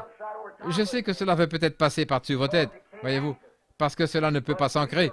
Mais une réelle et véritable foi le saisit en ce moment. Je l'ai vu, les amis. Voici cette Bible qui est ouverte devant moi. Je l'ai vu arriver. Et je sais que c'est la vérité. Je sais, Dieu dans le ciel le sait, qu'il se peut que je ne vive pas assez longtemps pour pouvoir finir ce message. Mais je sais que c'est arrivé. Je l'ai vu moi-même. Je suis un témoin de l'accomplissement de cette parole. Et je sais que c'est la vérité. Vous le dites. Et puis vous restez là et vous voyez le Créateur créer un être vivant juste devant vos yeux. Vous secouez la tête et vous posez des questions. Et ensuite, vous regardez autour de vous et vous le voyez en créer un autre, exactement pareil. Parce que vous l'avez dit. Et quand vous venez par ici et vous dites, il y en aura un autre là, et vous regardez et le voilà. Maintenant, c'est la vérité. Oh, où devrions-nous être? Voilà la foi parfaite. Pas de vision? Prenons simplement la parole. Je n'ai jamais vu l'écureuil. Il a simplement prononcé ce passage des Écritures, de ce qu'il était. Et dis-le. Et ne doute pas. Et ce que tu as dit sera là. Et j'ai pris Dieu à sa parole et il était là. C'est vrai. C'est aussi puissant. Mes amis, en tant que votre pasteur, c'est aussi puissant que lorsque Josué arrêta le soleil. parce que le soleil était déjà là. Les éléments se déplaçaient et il arrêta leur mouvement. Mais ici, il a apporté quelque chose qui n'était pas là. Il a créé. Je suis si content de connaître le Dieu qui peut un jour prendre la poussière de la terre et sans qu'il n'y ait rien, me rappeler de nouveau à la vie après que j'ai été enterré dans la tombe. Oh là là, c'est cela. Ma foi regarde à toi, toi agneau du calvaire. Si vous le dites et si vous ne doutez pas, mais croyez que ce que vous dites arrive, vous le verrez s'accomplir. Voyez-vous, croyez que cela arrivera. David dans les psaumes parla de lui. Et avec cette foi, il prit sa puissance et s'occupa des autres. Il ne la garda pas seulement pour lui-même, mais avec elle, il s'occupa des autres.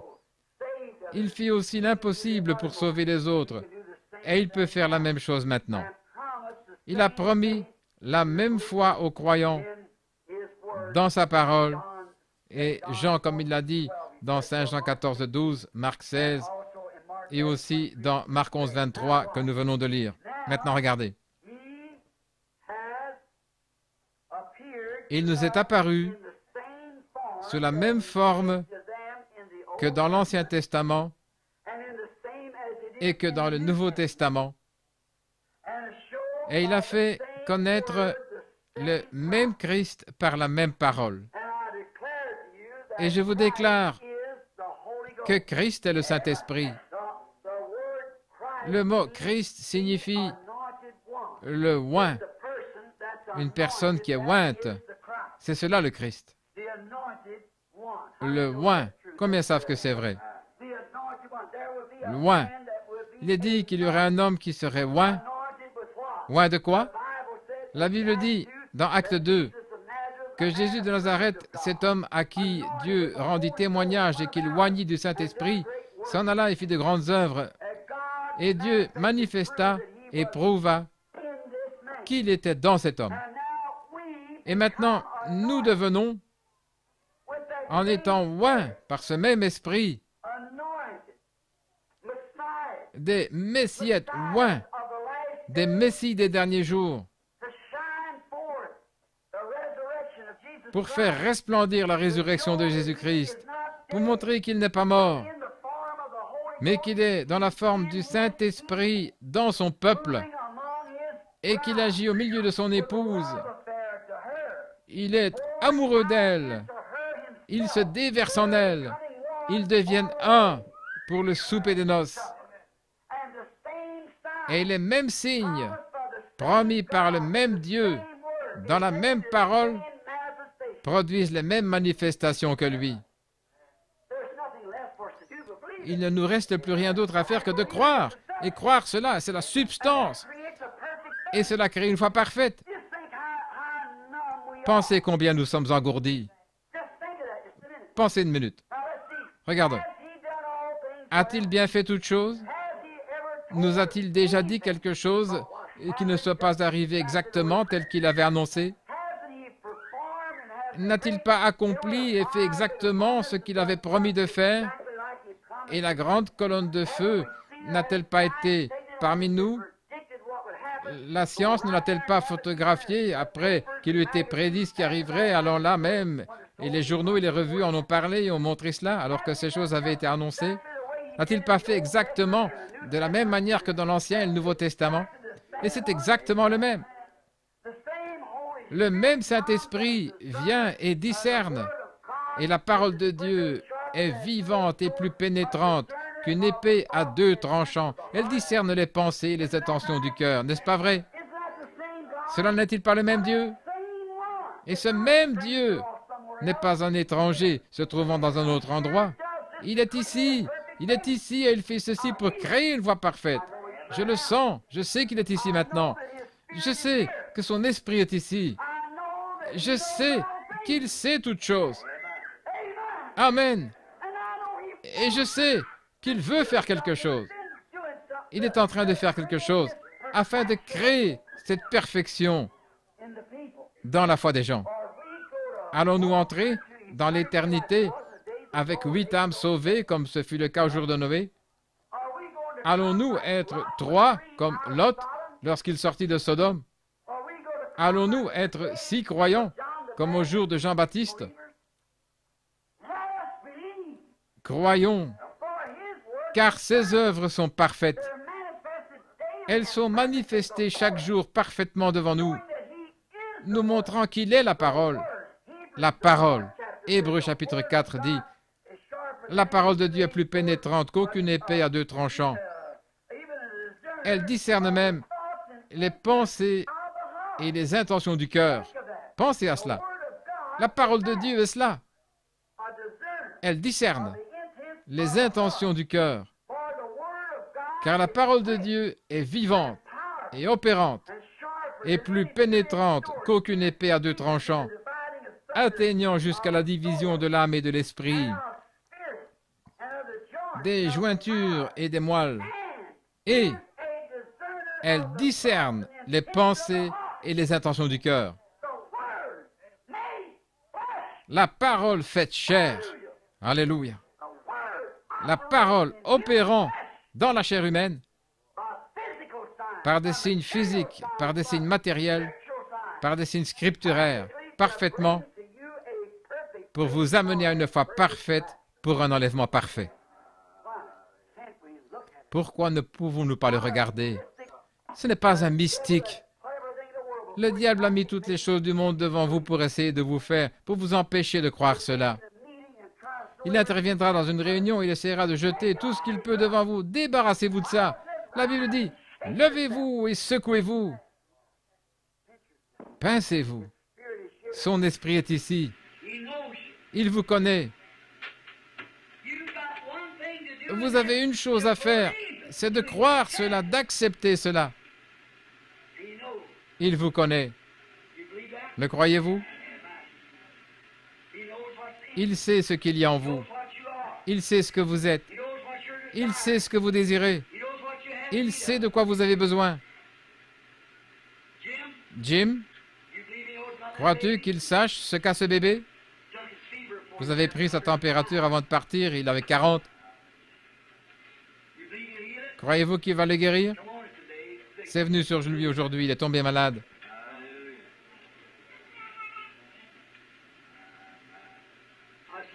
Mais cela le quittera. Je viens de regarder par ici et j'ai vu ce qu'ils ont fait avant de quitter la maison. C'est vrai.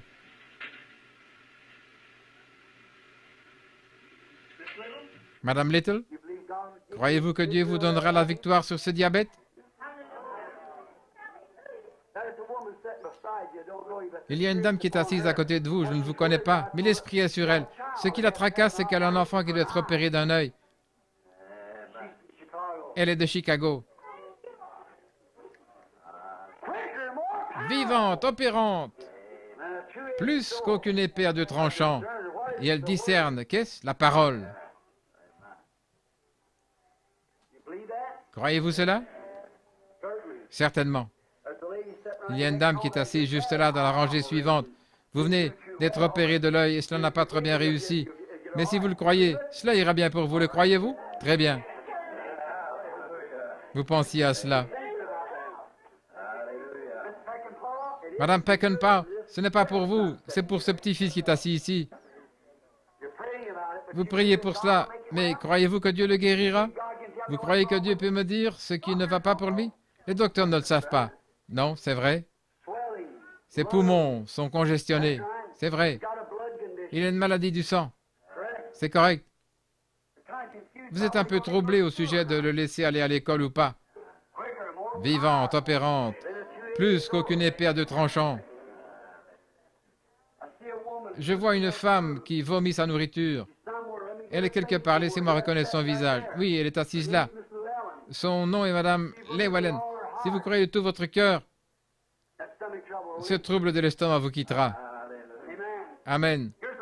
Il y a une dame qui est assise à la même hauteur qu'elle, de l'autre côté, au bout de la rangée, et qui me regarde, elle porte des lunettes.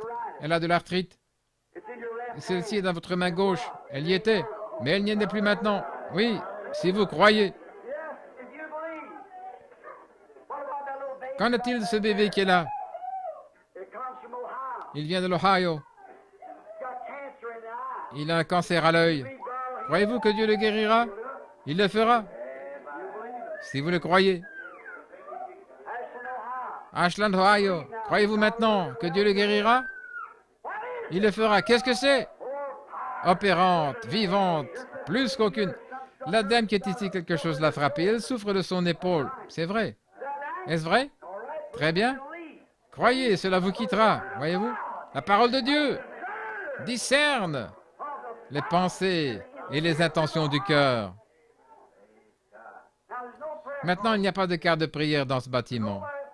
Personne n'a distribué de cartes de prière. Nous ne les utilisons pas ici. C'est simplement pour garder l'ordre. Voulez-vous que l'on prie pour vous? Combien désirent que l'on prie pour eux pendant que la parole est manifestée dans la chair? Que cette rangée ici se lève et s'avance de ce côté. Que premièrement cette partie vienne ici, ceux qui désirent que l'on prie pour eux. Ensuite, après cela, je désire que cette partie ici vienne derrière. Et ensuite, quand ils auront passé, que cette partie ici vienne. Vivante, pénétrante. Une épée à 2 tranchants. Pourrait-elle faire cela? Non, monsieur, mais la parole de Dieu peut le faire. Pourquoi? Parce que c'est la parole de Dieu. Maintenant, le croyez-vous? Le grand médecin. Où est cette sœur qui vient du Tennessee? Sœur Angren Downing. Le grand médecin est proche maintenant. Je n'oublierai jamais ce qui arriva à Fort Wayne ce soir-là, lorsque cette jeune fille Amish ou Dunkard qui était assise là, joua le grand médecin est proche maintenant. Quand elle entendit que ce petit garçon était guéri, elle fit un saut, le Saint-Esprit tomba sur elle, sa jolie chevelure glissa sur ses épaules, et le piano ne manqua pas une seule note. Le grand médecin est proche maintenant, le compatissant Jésus. Une puissance surnaturelle faisait bouger les touches du piano et cela jouait. Le grand médecin est ici maintenant. Regardez. Vous croyez?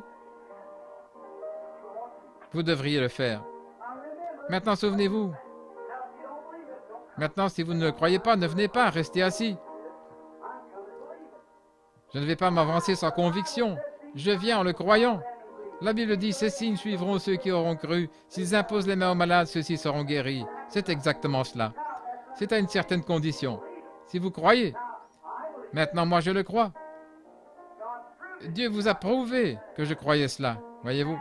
Il manifeste sa parole pour montrer que c'est sa parole.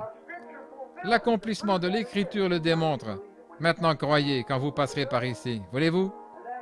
Et alors, que je vous imposerai les mains, c'est exactement ce que la Bible a dit. Tu as ici de l'huile, frère Neville, pour l'onction. Prends-la, viens de l'autre côté, accomplissons l'Écriture. Viens de ce côté, et oins chaque personne alors qu'elle passera, et nous prierons pour elle. Maintenant, afin que je sois sûr que j'ai la prière de la foi pour chacun de vous, et que tous ceux qui sont des croyants posent leurs mains sur quelqu'un d'autre, étendez votre bras et croisez vos mains les uns sur les autres.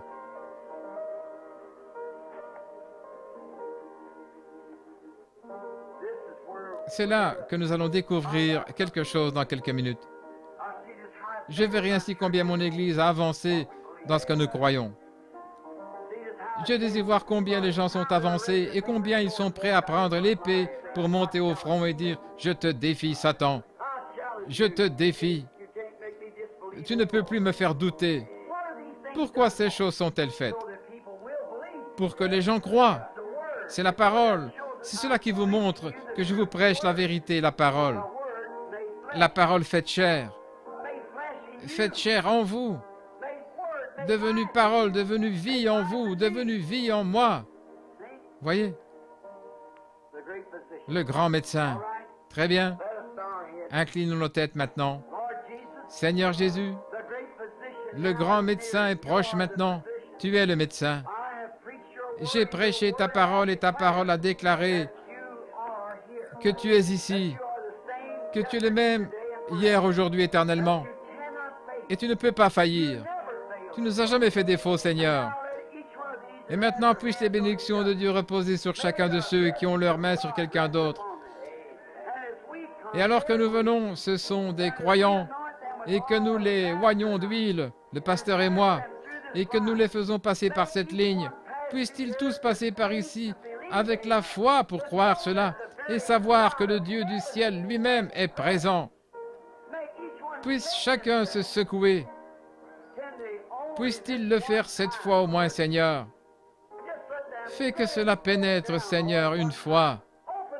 Ouvre leurs yeux, Seigneur, afin qu'ils puissent voir ce qui se passe, afin qu'ils ne soient pas aveugles, qui chancellent, mais qu'ils voient la réalité de la présence de Jésus-Christ ressuscité. Accorde-le, Seigneur, par le nom de Jésus. Amen. Je vous recommande, au nom de Jésus-Christ, de ne pas venir dans cette ligne de prière, à moins que vous ne sentiez que vous avez cette foi parfaite, parce que vous ne feriez que prendre la place de quelqu'un d'autre. Ne faites pas cela. Pendant tout le temps que je vous ai prêché, vous ai-je déjà dit quelque chose qui ne soit pas arrivé? Exactement. Le Seigneur a fait cela. Il ne l'a pas fait pour moi, car je crois. Il l'a fait pour vous, afin que vous puissiez croire que ce que je vous dis est la vérité. Maintenant, croyez-le. Ça ira bien. Et vous guérirez. En venant ici, déposez votre incrédulité dans cette poche spirituelle là-bas. Vous ne la verrez pas, mais elle sera là. Quand cette huile vous touchera, déposez votre incrédulité à cet endroit. Déposez-la et partez avec cette foi parfaite que vous serez guéri. Voulez-vous le faire alors que Dieu vous bénisse? Très bien, je vais demander à quelqu'un qui peut diriger les chants. Où est ce prédicateur, le frère? Quel est son nom? Frère Capps. Est-il dans la ligne? Venez ici, frère Capps. Mettez-vous là et chantez avec l'assemblée pendant que nous prions tous. Le grand médecin est ici maintenant. Que chacun de vous chante avec son cœur. Ne chantez pas comme cela en disant « Je vais chanter, grand médecin est proche ». Maintenant, le compatissant Jésus, il réconforte le cœur abattu, le compatissant Jésus. Oh là là! Soyez sur vos gardes. Soyez prêts à agir. Soyez vigilants. Oui, le grand médecin est ici maintenant, le compatissant Jésus. Il prouve qu'il est ici. Je crois en lui. Amen. Très bien. Que ceux qui ont la foi s'avancent. Au nom de Jésus-Christ, je lui impose les mains pour sa guérison. Au nom de Jésus-Christ, je condamne cette maladie.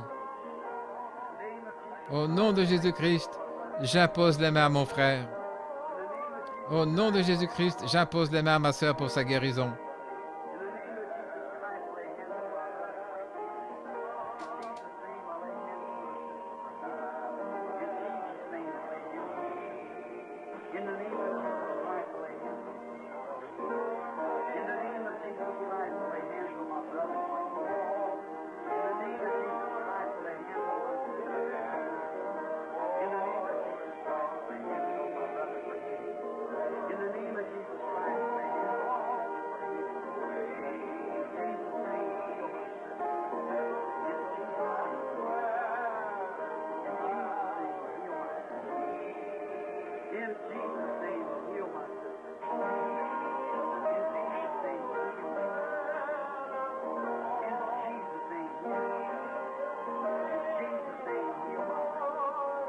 Au nom de Jésus, guéris cet enfant.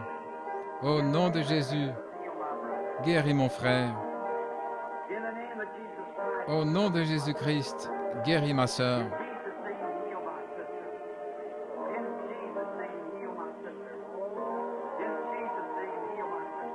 Au nom de Jésus, guéris ma sœur.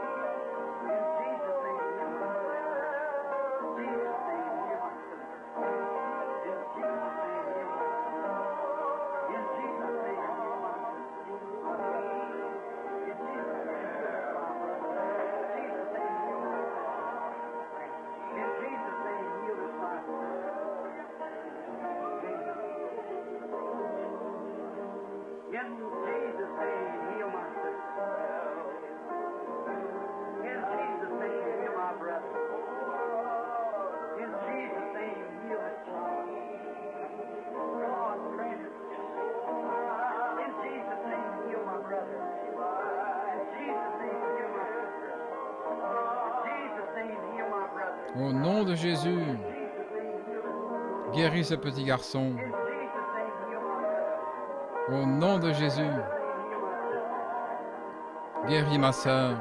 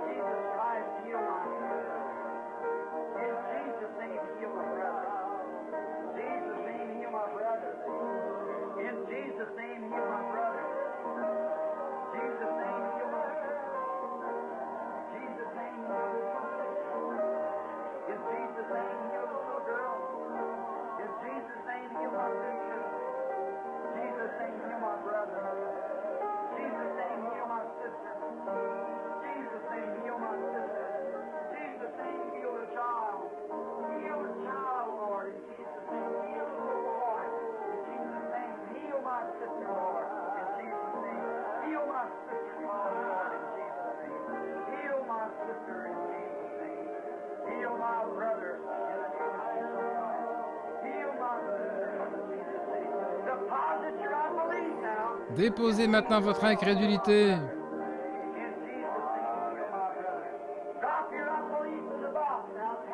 Faites maintenant tomber votre incrédulité dans cette boîte.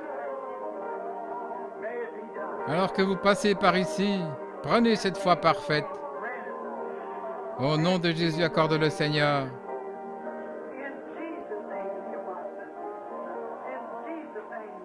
Au nom de Jésus, guéris ma sœur. Au nom de Jésus, guéris ma sœur.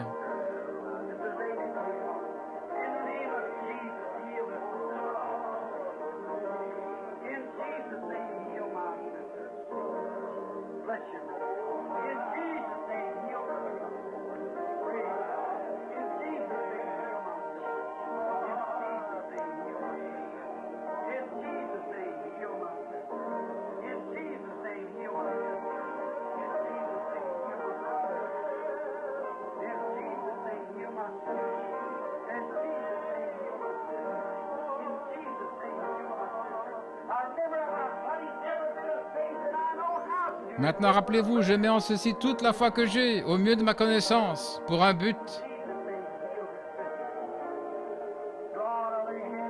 Oh Dieu, j'impose les mains à ce bébé. Il sera alors guéri au nom de Jésus.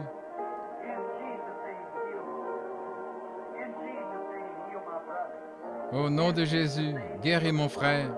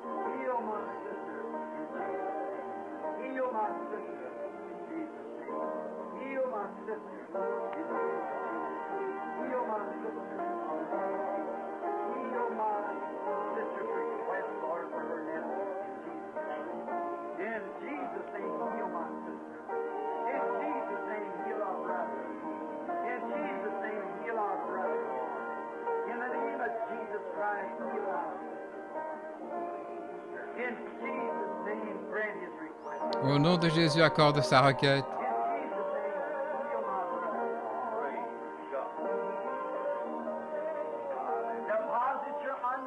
Déposez votre incrédulité. Venez maintenant en croyant. Dieu l'accordera. Je le crois, j'utilise toute la foi que j'ai selon ma connaissance. Ils imposeront les mains aux malades et ils seront guéris. Au nom de Jésus-Christ, guéris ma sœur. Maintenant, de ce côté-ci, frère Neville, frère Dow, un trophée de la grâce de Dieu. Voici l'homme qui était censé mourir il y a 1 ou 2 semaines.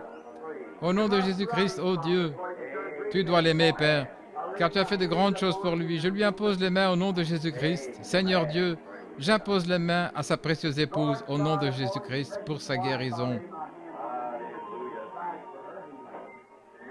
Amen. Tous sont-ils passés? Maintenant, inclinons la tête.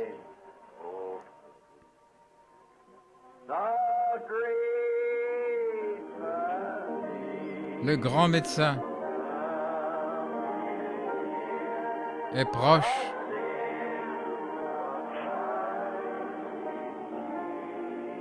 Le compatissant Jésus.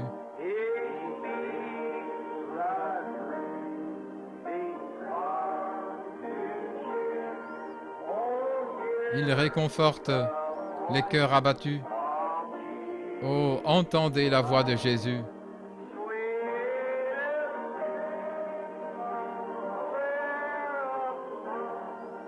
La note la plus douce du chant d'un séraphin.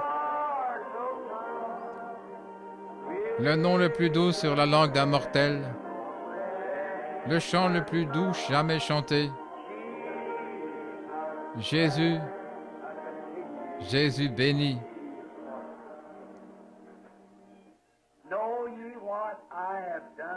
Savez-vous ce que je vous ai fait? Vous m'avez appelé votre pasteur, et vous dites bien, car je le suis.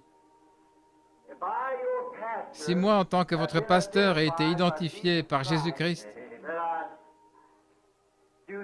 comme faisant son œuvre, alors croyez ma parole.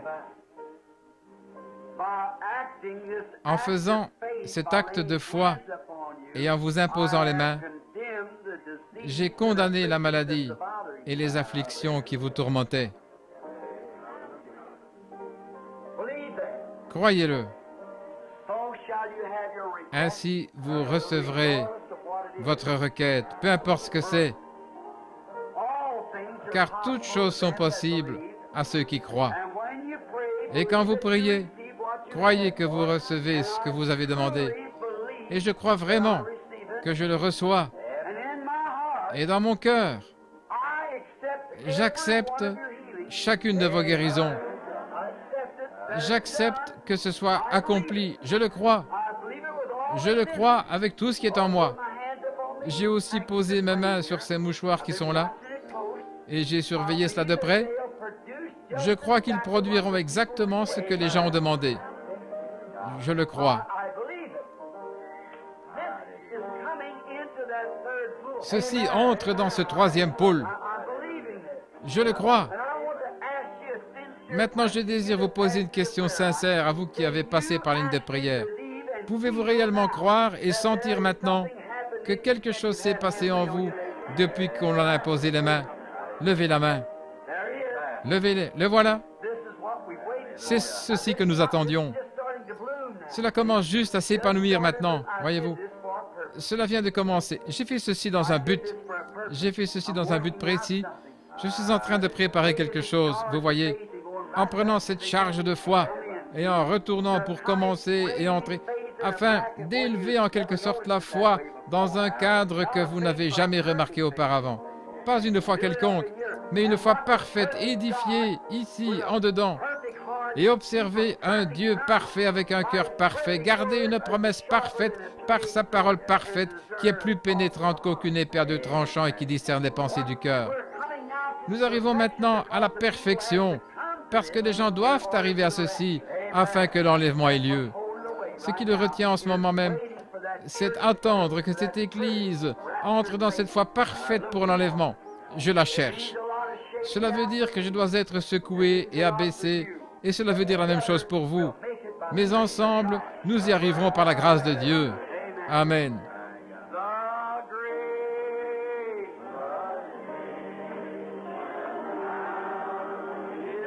Le grand médecin est proche maintenant.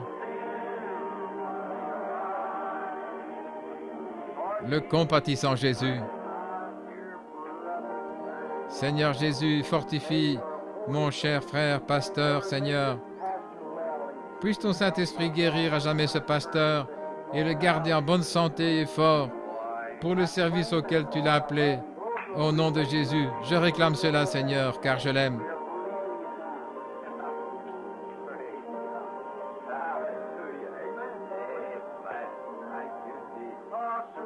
Nous le croyons maintenant. Le chant le plus doux jamais chanté. Jésus, Jésus béni. Ne l'aimez-vous pas? Pensez qu'ici, maintenant, un travail a déjà commencé dans votre corps pour votre guérison.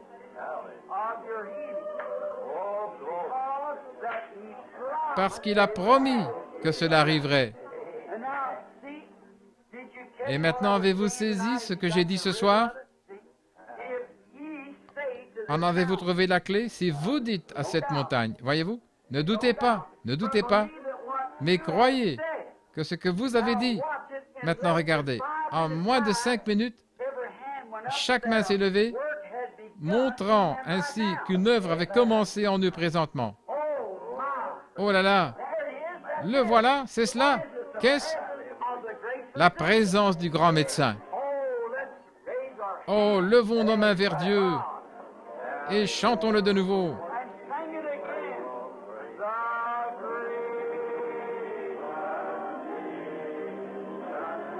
Le grand médecin est proche maintenant.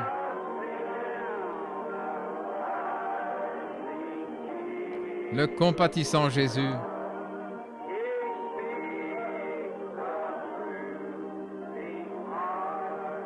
Il réconforte le cœur abattu. Oh, entendez la voix de Jésus.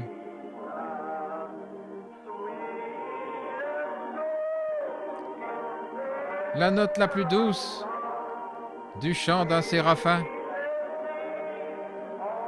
Le nom le plus doux sur la langue d'un mortel. Le chant le plus doux jamais chanté. Jésus, Jésus béni.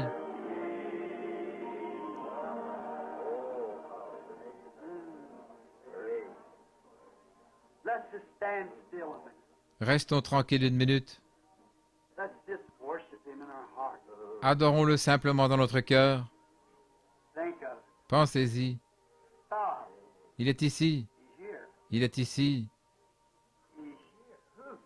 Qui s'identifie comme étant la parole? Au commencement était la parole. Et la parole était avec Dieu. Et la parole était Dieu. Et la parole fut faite chair et habita parmi nous. Le même hier, aujourd'hui, éternellement. La parole est plus pénétrante qu'aucune épée à 2 tranchants. Et elle discerne même les pensées et les intentions. La raison pour laquelle vous êtes venu ici, dans quel but vous êtes ici, qui vous êtes. Elle a identifié que Jésus-Christ était le Messie. Et aujourd'hui, elle identifie qu'il est le même Messie, hier, aujourd'hui, éternellement. Le grand médecin qui est ici a dit, ces signes suivront ceux qui auront cru. S'ils imposent les mains aux malades, ils seront guéris. Et si vous dites à cette montagne, ôte-toi de là, et si vous ne doutez point dans votre cœur, mais si vous croyez, s'il peut créer des écureuils qui ne peuvent croire en aucun cas et n'en ont pas la faculté, c'est ma propre foi qui sort et a fait cela. Ma foi dans ce qu'il m'a poussé à demander. Il m'a défié de le demander. Et j'ai accepté son défi en obéissance à sa parole. Je l'ai demandé, il est apparu. Dieu dans le ciel sait que c'est la vérité.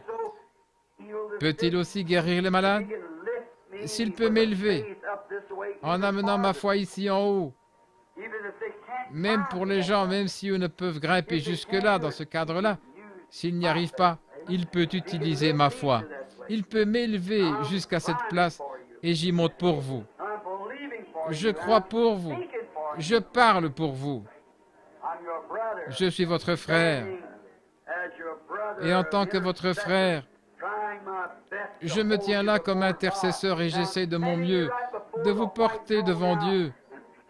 Et je suis debout maintenant, juste devant le trône blanc, pointant mon doigt vers ce sacrifice sanglant et déclarant par son nom que c'est fait.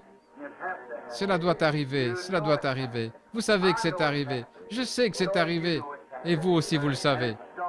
Et c'est ainsi. C'est vrai. Amen.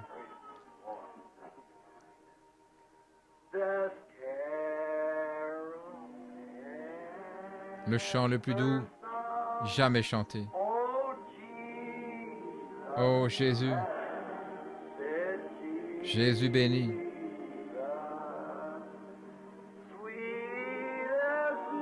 La note la plus douce du chant d'un séraphin. Le nom le plus doux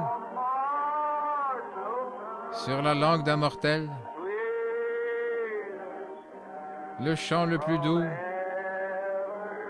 jamais chanté. Jésus, Jésus béni.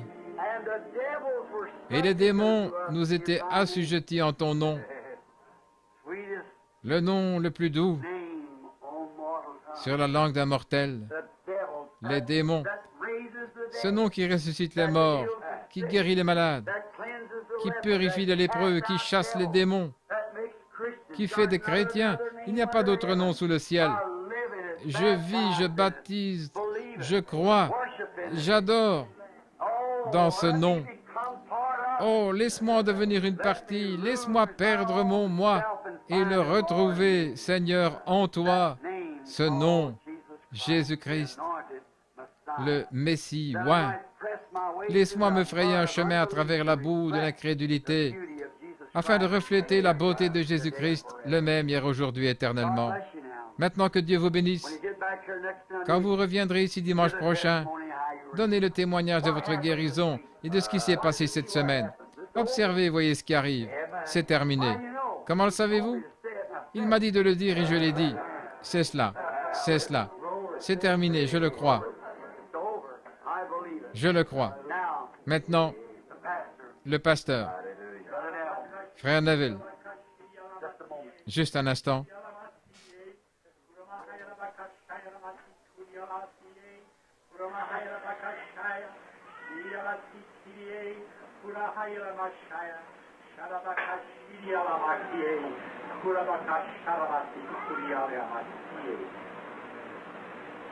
Is not my word real in the hearts of those to whom I will reveal it, saith the Lord thy God?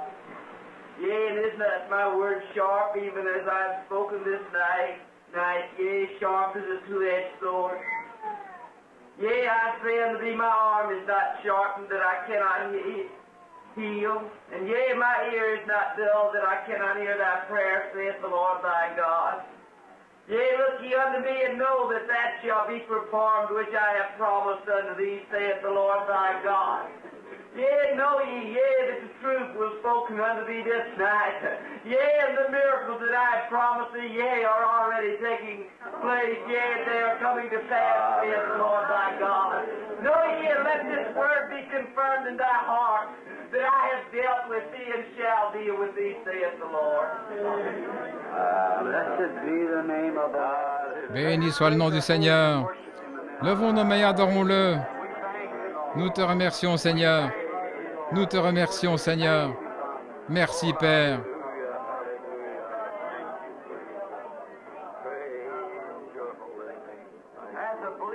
Maintenant, en tant que croyant, avez-vous remarqué la longueur du message et le rythme dans lequel ça a été dit? Et avez-vous observé l'interprétation, faire de même? C'est cela. Observez que c'était exactement avec le message, confirmant que cette chose était la vérité et qu'il a déjà accompli ce qu'il vous avait promis. Observez la manière dont cela a été apporté et observez la manière dont ce fut interprété. Observez pendant combien de temps il a parlé, observez combien de paroles il a dit. Ça correspond exactement. Que le Seigneur vous bénisse jusqu'à ce que je vous revoie.